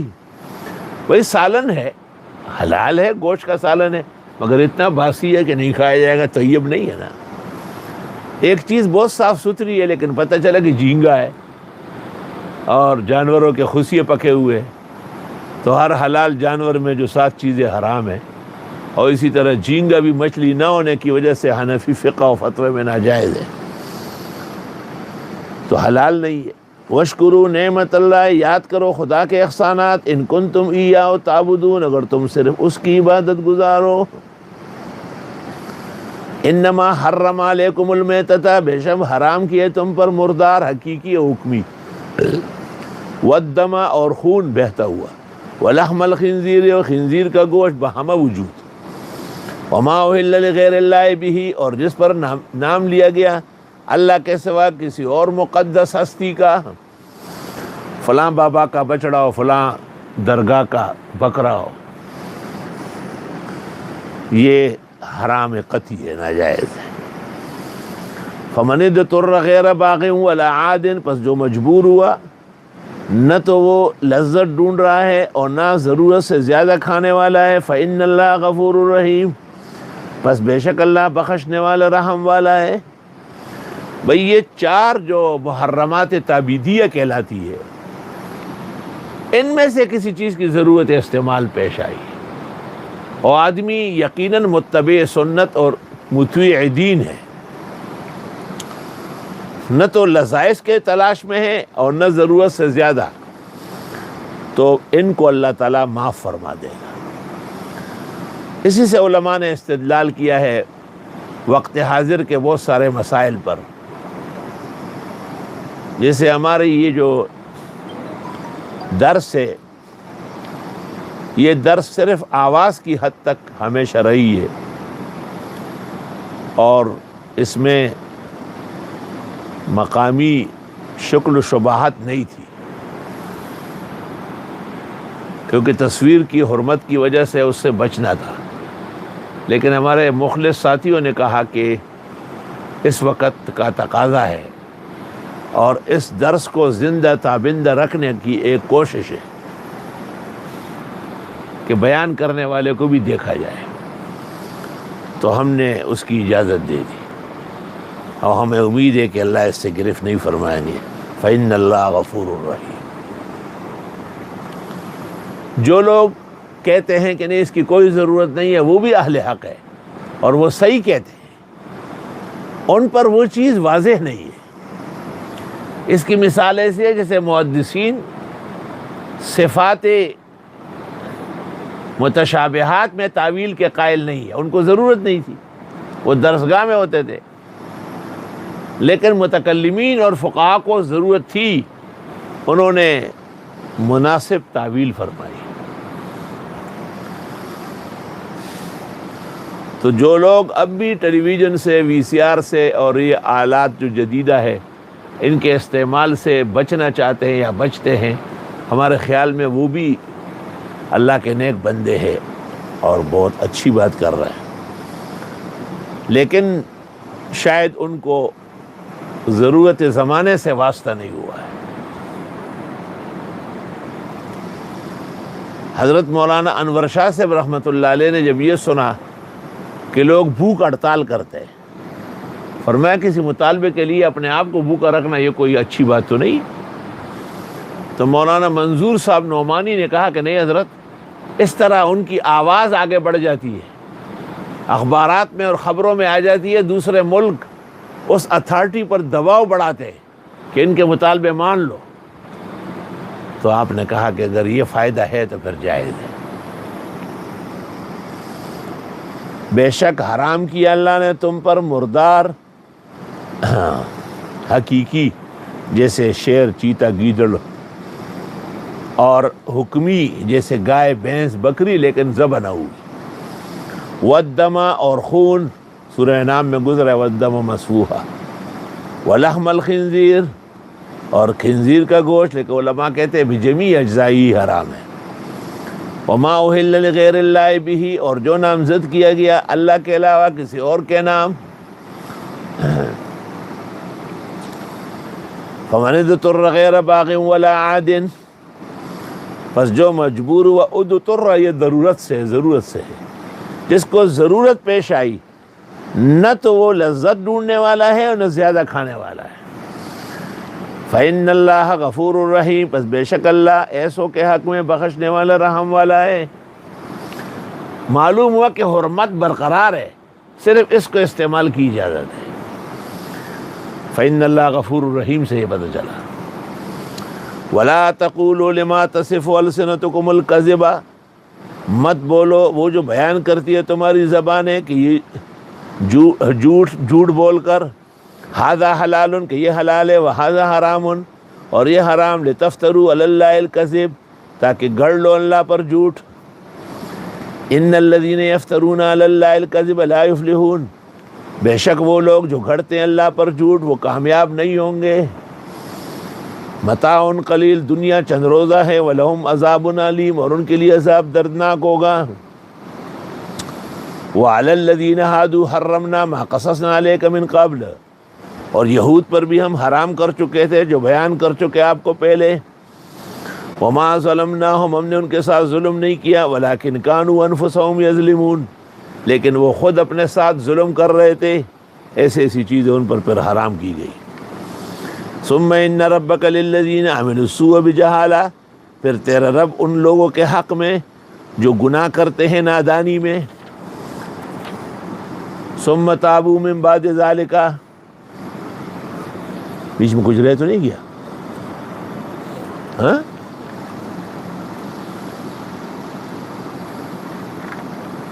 بیچ میں کچھ رہ تو نہیں گیا نا؟ اور توبہ کی اس کے بعد اور اصلاح کی، بس تیرا رب ان تمام باتوں کے بعد بھی بخشنے والا رحم والا ہے۔ صرف ایک دلیل نقلی پوری صورت میں آ رہی اور وہ ابراہیم علیہ السلام ہے، کیونکہ ابراہیم علیہ السلام ابو انبیاء بنی اسرائیل ہے، اور حضرت بھی بہت فخر کرتے تھے انا دعوت ابی ابراہیم، اور آپ نے جب انبیاء بیان کیے تو آپ نے کہا ابراہیم علیہ السلام بس اپنے پیغمبر کو دیکھو، یہی شکل صورت ہے۔ محمدی شریعت میں ابراہیمیات بہت زیادہ ہے، حج تو تقریباً سارا ہے، کعبے کی بنیاد انہوں نے رکھی، وہ ذبیحہ وہاں پر مسنون ٹھہرا، رمی الجمرات انہوں نے کی، سب چیزیں ماشاءاللہ وہاں سے۔ موطا مالک میں ہے کہ آپ نے مروہ سے دیکھا کعبے کو، مروہ سے کعبے کو دیکھا اور کہا ہناک المنحر، اصل قربانی کی جگہ یہ ہے، لیکن پھر جانور بہت زیادہ ہوں گے اور قیامت تک قربانی ہوگی، تو احسان فرمایا، اور مینا جہاں پر شیطان ظاہر ہوا تھا، کبھی ابراہیم کو کبھی حاجر کو کبھی اسماعیل کو وہاں پر قربانی لے گئے۔ موطا مالک میں روایت موجود ہے، میں نے دیکھی، ناظم صاحب نے نکال کے دکھائی کہ آپ نے مروہ سے کعبہ کو دیکھا، کہا ہناک المنحر، نہر تو یہاں ہوا تھا۔ ان ابراہیم کان امۃ قانتا للہ حنیفا بے شک ابراہیم علیہ السلام ایک امت تھے، تابعدار اللہ کے یکسو۔ بعض ائمہ تفسیر نے امتن بمعنی امامن کے لیا ہے، لیکن اس کی ضرورت نہیں ہے، کبھی ایک شخص پوری امت کے برابر کام کرتا ہے۔ مولانا اشرف علی صاحب کی 1365 چھوٹی بڑی کتابیں ہیں، کسی نے پوچھا تھا کہ یہ اشرف علی ایک کمپنی ہے یا کوئی ایک آدمی ہے؟ انہوں نے کہا نہیں، ایک بزرگ شخص گزرے ہیں۔ ابن الجوزی کی 1200 کتابیں تھیں۔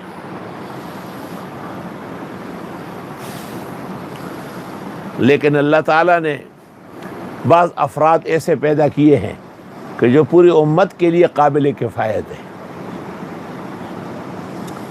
بے شک ابراہیم علیہ السلام امام تھے وقت کے، امت کے برابر، تابعدار اللہ کے یکسو، ولم یک من المشرکین، شاکرا لانعمہ، شکر گزار تھے خدا کی نعمتوں کے،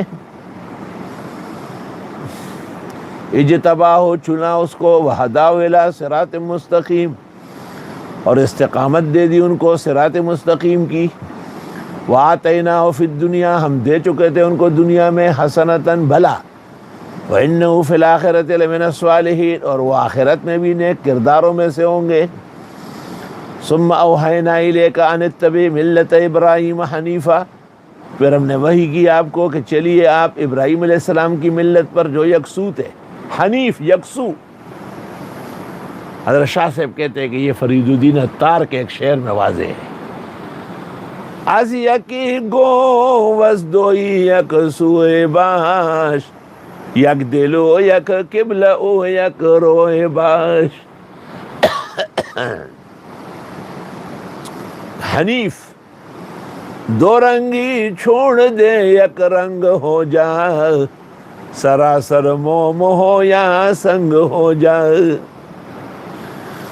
نو چی دسلو تنو یار وی رک دیشی، او که د گل غوندې رخسار وی رک دیشي، د مطلب اشنا خو یو سړی لبس دی، او بے مطلب که هزار وی رک دیشي،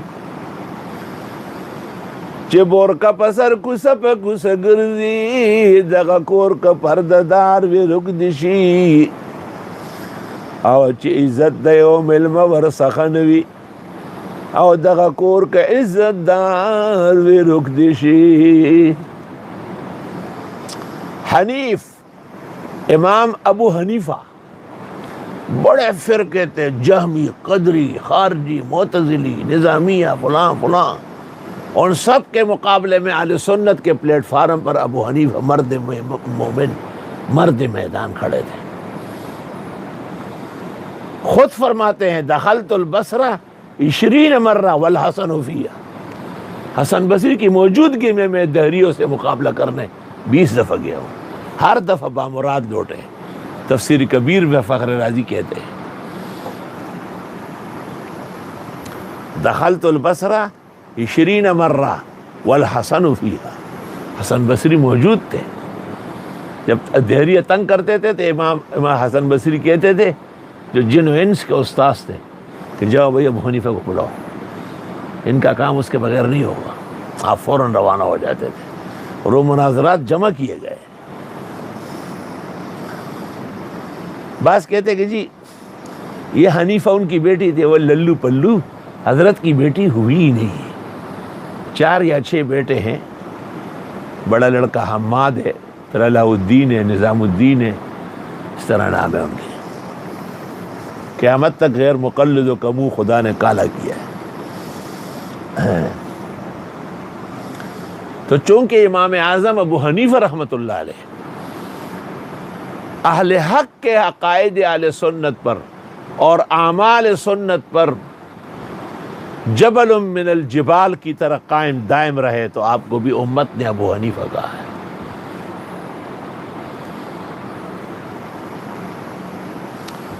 اور کہتے ہیں کہ یہ آپ کو آپ کے استاذوں نے کہا ہے۔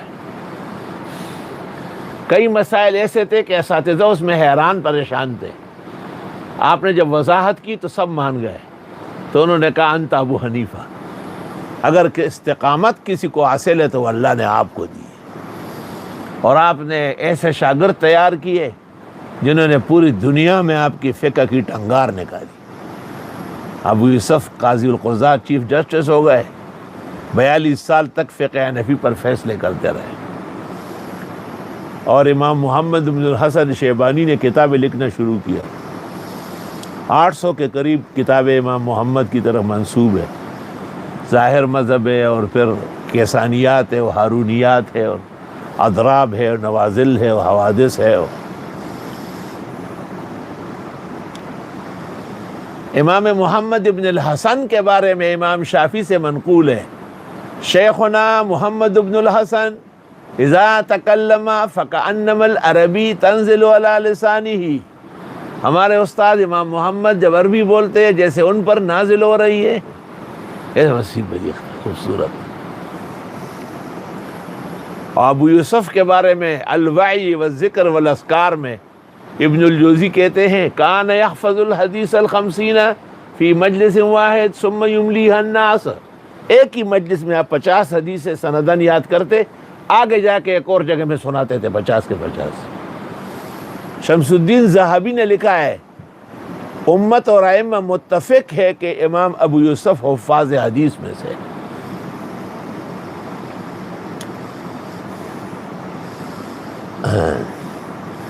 گاہے گاہے باسوائے قصے پاری نرا.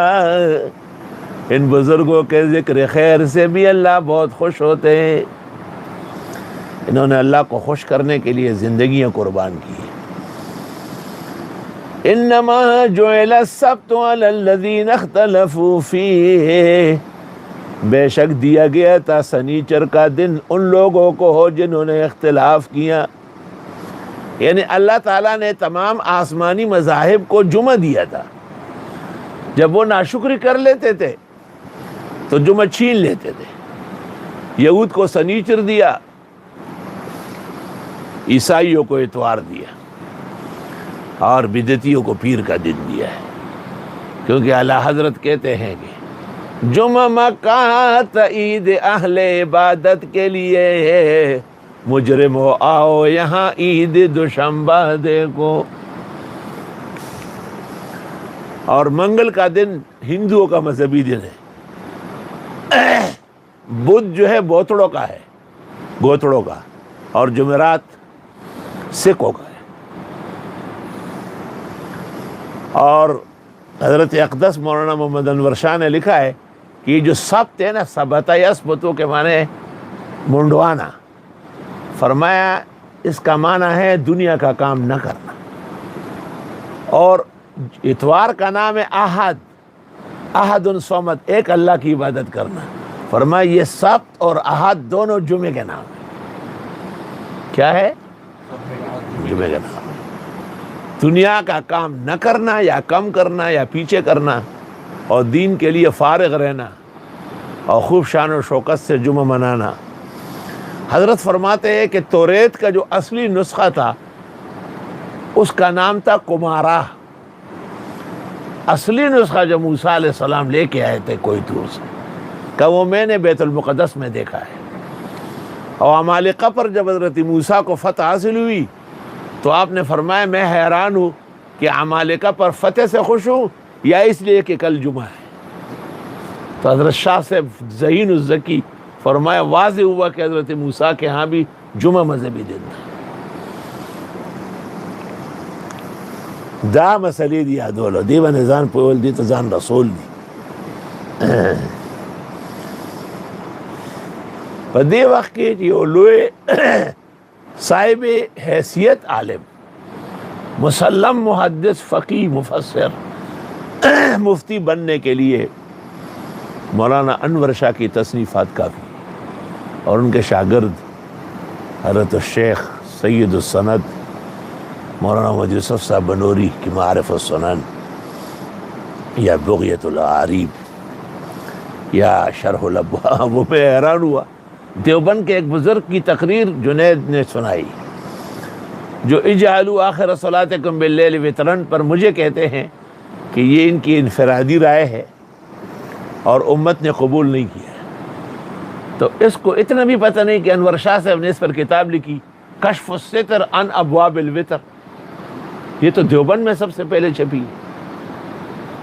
اور حضرت بنوری نے اس کی شرح لکھی ہے شرح ابواب الوتر. عجب دور دیدم دری پادشاہی کہ للو و پنجو ہمیشت سپاہی. اور یہ معلوم نہیں ہے ان کو کہ فتح القدیر میں ابن الحمام کہتے ہیں کہ وتر پڑھنے والے نے رات کو اٹھ کے نفل پڑھے، فرمایا ثواب نہیں ملے گا،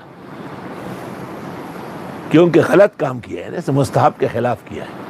پھر حضرت صاحب جو دارالعلوم دیوبند کے خیر سے شیخ الحدیث ہے یا اور کوئی شیخ التقویٰ والارشاد ہے، وہ فرماتے ہیں کہ اجعلو استحباب کے لیے، میں بھی کہتا ہوں کہ استحباب کے لیے، لیکن کیا مطلب ہے اس کا کہ مستحب وطروں کے بعد نفل پڑھنا ہے یا نہ پڑھنا ہے؟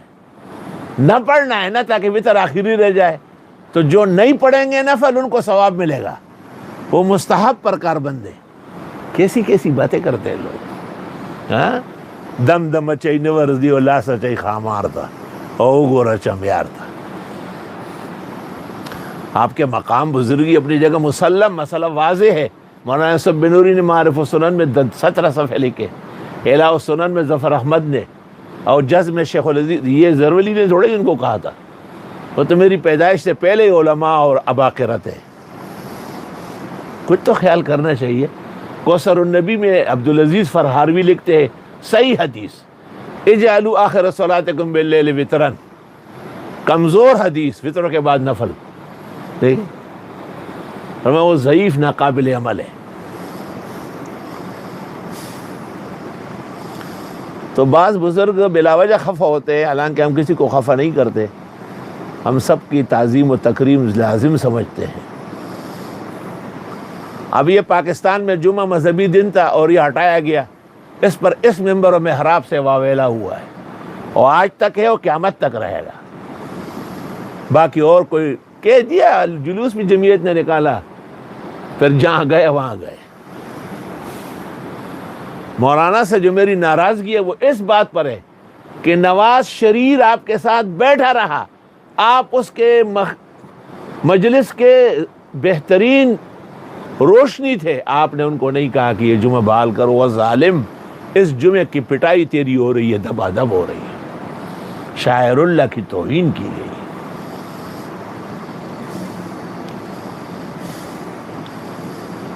بے شک سنیچر کا دن مقرر کیا گیا تھا ان لوگوں کے لیے جو اختلاف کرتے تھے۔ صاف صاف اللہ فرماتے ہیں کہ اختلافات کے نتیجے میں ان سے جمعہ نکل گیا۔ وَإِنَّ رَبَّكَ لَيَحْكُمُ بَيْنَهُمْ يَوْمَ الْقِيَامَةِ، اور بے شک آپ کا رب فیصلہ کرے گا ان کے درمیان قیامت کے دن، فِيمَا كَانُوا فِيهِ يَخْتَلِفُونَ، جس میں یہ لوگ اختلاف کرتے تھے۔ حضرت شاہ صاحب نے جو باتیں کہی ہے کہ سبت بھی جمعے کا نام ہے، یوم الاحد بھی جمعے کا نام ہے، اور حضرت موسیٰ علیہ السلام کو جب عمالقہ پر فتح حاصل ہوئی تو آپ نے کہا میں حیران ہوں کہ خوشی اس بات کی ہے کہ عمالقہ پر فتح ہوئی یا کل جمعہ ہے۔ دا ټول سیزونه زکه مانا بیا برته خلک وایي چې پلار د بیانولو نشته، چار دانگ عالم میں جو دنیا کو سنا رہا ہوں تو ایسے سنا رہا ہوں، پختہ ساڑھا پلہ بھاری ہے۔ تمام اختلافی مسائل میں ہماری نظر مضبوط ہے اور ہمارا موقف بالغ ہے بالکل، اللہ کے فضل و کرم سے۔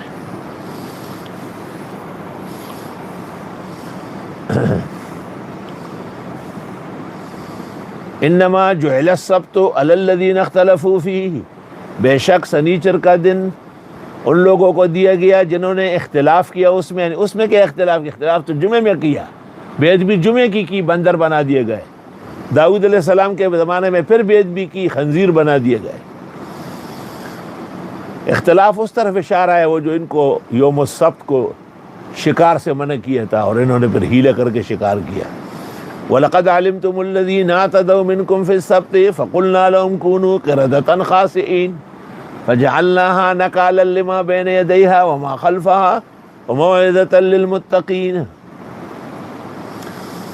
اچھا پھر یہ ہمارے بھائی بزرگ جو کہتے ہیں نا کہ رمضان شریف کا مہینہ ہے، اور ہم رمضان اور شعبان میں نہیں کہتے، ہم پورا سال پوری زندگی کہتے ہیں کہ وتر رات کی آخری نماز ہے، اور اس کے بعد نفلیں پڑھنا یقیناً نامناسب ہے، خلاف اولا ہے۔ احسن الوتر فی تحقیق الرکعتین بعد الوتر، آنکھیں کھول کر پڑھو ذرا۔ اب سوال یہ ہے کہ کیا رات کی عبادت صرف نفل ہے؟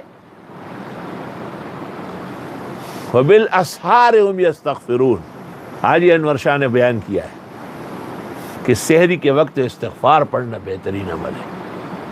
دلا بسوز کے سوزے تو کارہا بکند، دعائے نیم شب دفع صد بلا بکند۔ اور قرآن کریم کی تلاوت کا جو سب سے زیادہ ترغیب آئی ہے وہ راتوں کو آئی ہے، اور اس حافظ اور عالم پر ناراضگی ظاہر کی جو رات کو بغیر قرآن پڑھے سوتا رہتا ہے. تو تلاوت کرے، قضائے معافات کرے، قسم قسم کی دعائیں مانگے، استغفار کرے. ضروری ہے کہ آپ وتر کے بعد نفل پڑھ کر کے پیغمبر کی مخالفت کرے.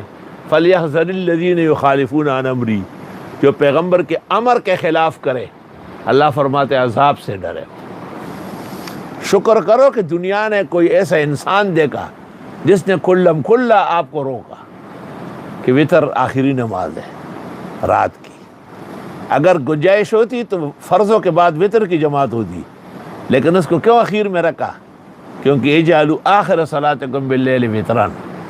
پھر یہ بھی یاد رہے کہ اجعلوا آخر صلاتکم باللیل وطرا پر بخاری میں اور صحاح میں باب ہے، نفلوں پر کئی باب نہیں ہے. اور ترمذی نے بے شک روایت نقل کی ام سلمہ کی، لیکن اس میں موسیٰ ابن میمون مرائی کذاب اور وضاع ہے.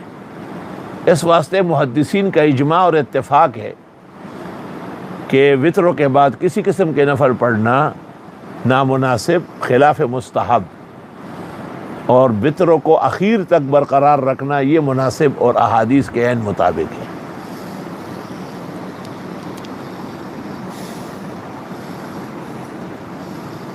بے شک مقرر کیا گیا تھا سنیچر ان لوگوں کے اوپر جو انہوں نے اختلاف کیا، اور بے شک تیرا رب فیصلہ کرے گا ان کے درمیان قیامت کے دن جن میں یہ اختلافات کرتے ہیں. یہ خطرناک بات ہے کہ ان سے جمعہ چھین لیا گیا اور سنیچر مسلط ہے، اور پھر سنیچر میں بھی پٹ گئے. ادعو الی سبیل ربک بالحکمت، پکاریے رب کے دین کی طرف حکمت سے، عقل و دانش سے، والموعظۃ الحسنہ، اور بہترین مواعظ سے، وجادلہم باللتی احسن، اور لڑے بھی ان سے تو احسنی طریقے سے. یا احسن، ہم نے کسی سے مشتق ریبان نہیں ہوئے. ان ربک هو اعلم بمن ضل عن سبیلہ، وہ تیرا رب جانتے ہیں جو بہک گیا اس کے راستے سے.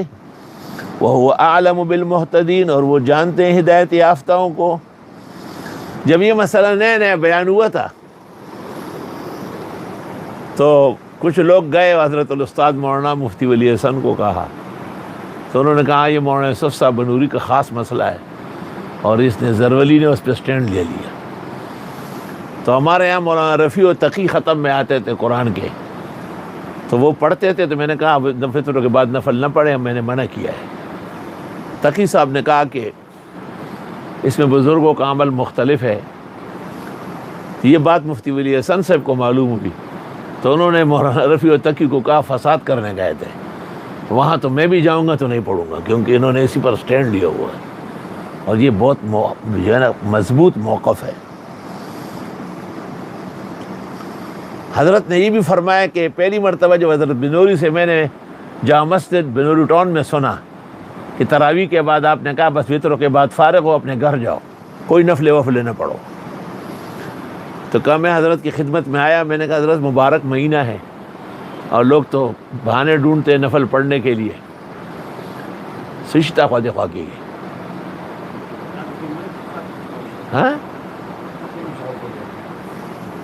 پریدہ سڑی مسئلہ ہوتا خیال کرو، پریدہ کی برے میں برے. تو حضرت نے کہا اچھا آپ ابھی تک ان خیالات میں پڑے ہوئے. کہا صبح میں حضرت کی خدمت میں آیا اور میں نے بتایا کہ میں نے کبھی ایسا غور نہیں کیا. کہا اچھا ہوا، ورنہ میں تو آج آپ کے فارغ ہونے کا فیصلہ کر رہا تھا کہ ایسا مفتی میں نہیں رکھ سکتا وہ جو غلط فتوے دے. اور مولانا عبید اللہ انور صاحب تشریف لائے تھے، تو حضرت نے ان سے پوچھا کہ حضرت شیخ التفسیر مولانا احمد علی کا کیا طریقہ تھا. آپ نے کہا ہمیں جو وصیتیں کی ان میں یہ کہ وطر رات کے آخری نماز ہے، اور کوئی نفل وفل نہ پڑے. اس کے بعد دعوت دیجئے اللہ کے دین کی طرف حکمت سے. حکمت کا اطلاق سنت پر بھی ہے، حدیث پر بھی ہے، فقہ پر بھی ہے. والموعظۃ الحسنۃ، اور بہترین واعظ سے.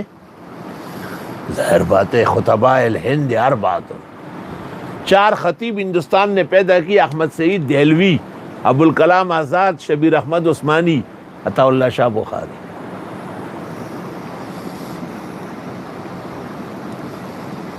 وجادلہم باللتی ہی احسن، اور آپ جہاد کرے، یعنی ان کے ساتھ بحث مباحثہ کرے اس طریقے پر جو عمدہ ہو۔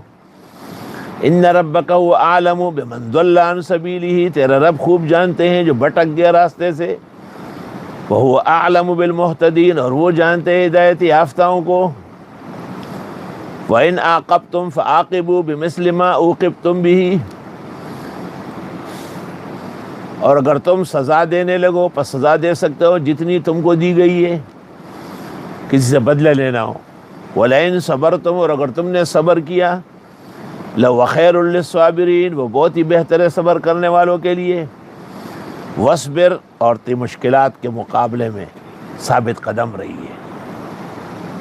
وَاصْبِرْ، استقامت اختیار کیجیے۔ وَاصْبِرْ، اپنے پروگرام پہ جم کے رہیے۔ وَاصْبِرْ، کسی بھی مخالف اور دشمن کی پرواہ کیے بغیر آپ اللہ کی توحید و تفرید، قیامت کا وقوع مسلم اور اپنی رسالت حقہ بیان فرماتے رہے۔ وَاصْبِرْ وَمَا صَبْرُكَ إِلَّا بِاللَّهِ، نہیں ہے آپ کا صبر مگر اللہ کے لیے۔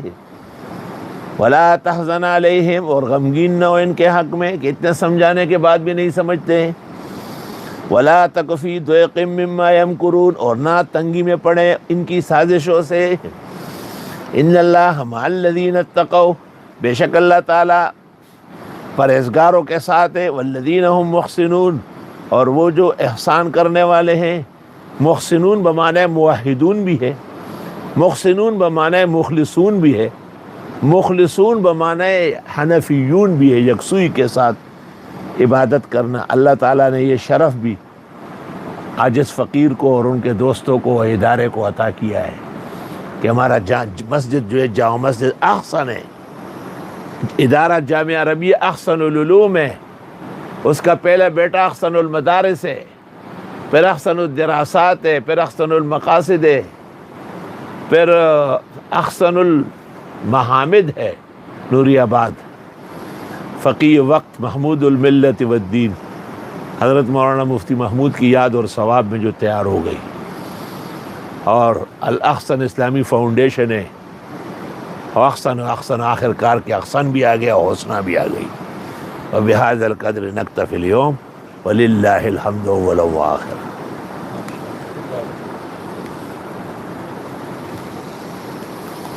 الحمد للہ رب العالمین، نستغفرک اللہم ونسألک السلام والعافیہ، لا الہ الا اللہ وحدہ لا شریک لہ، لہ الملک ولہ الحمد وعلی کل شیء قدیر۔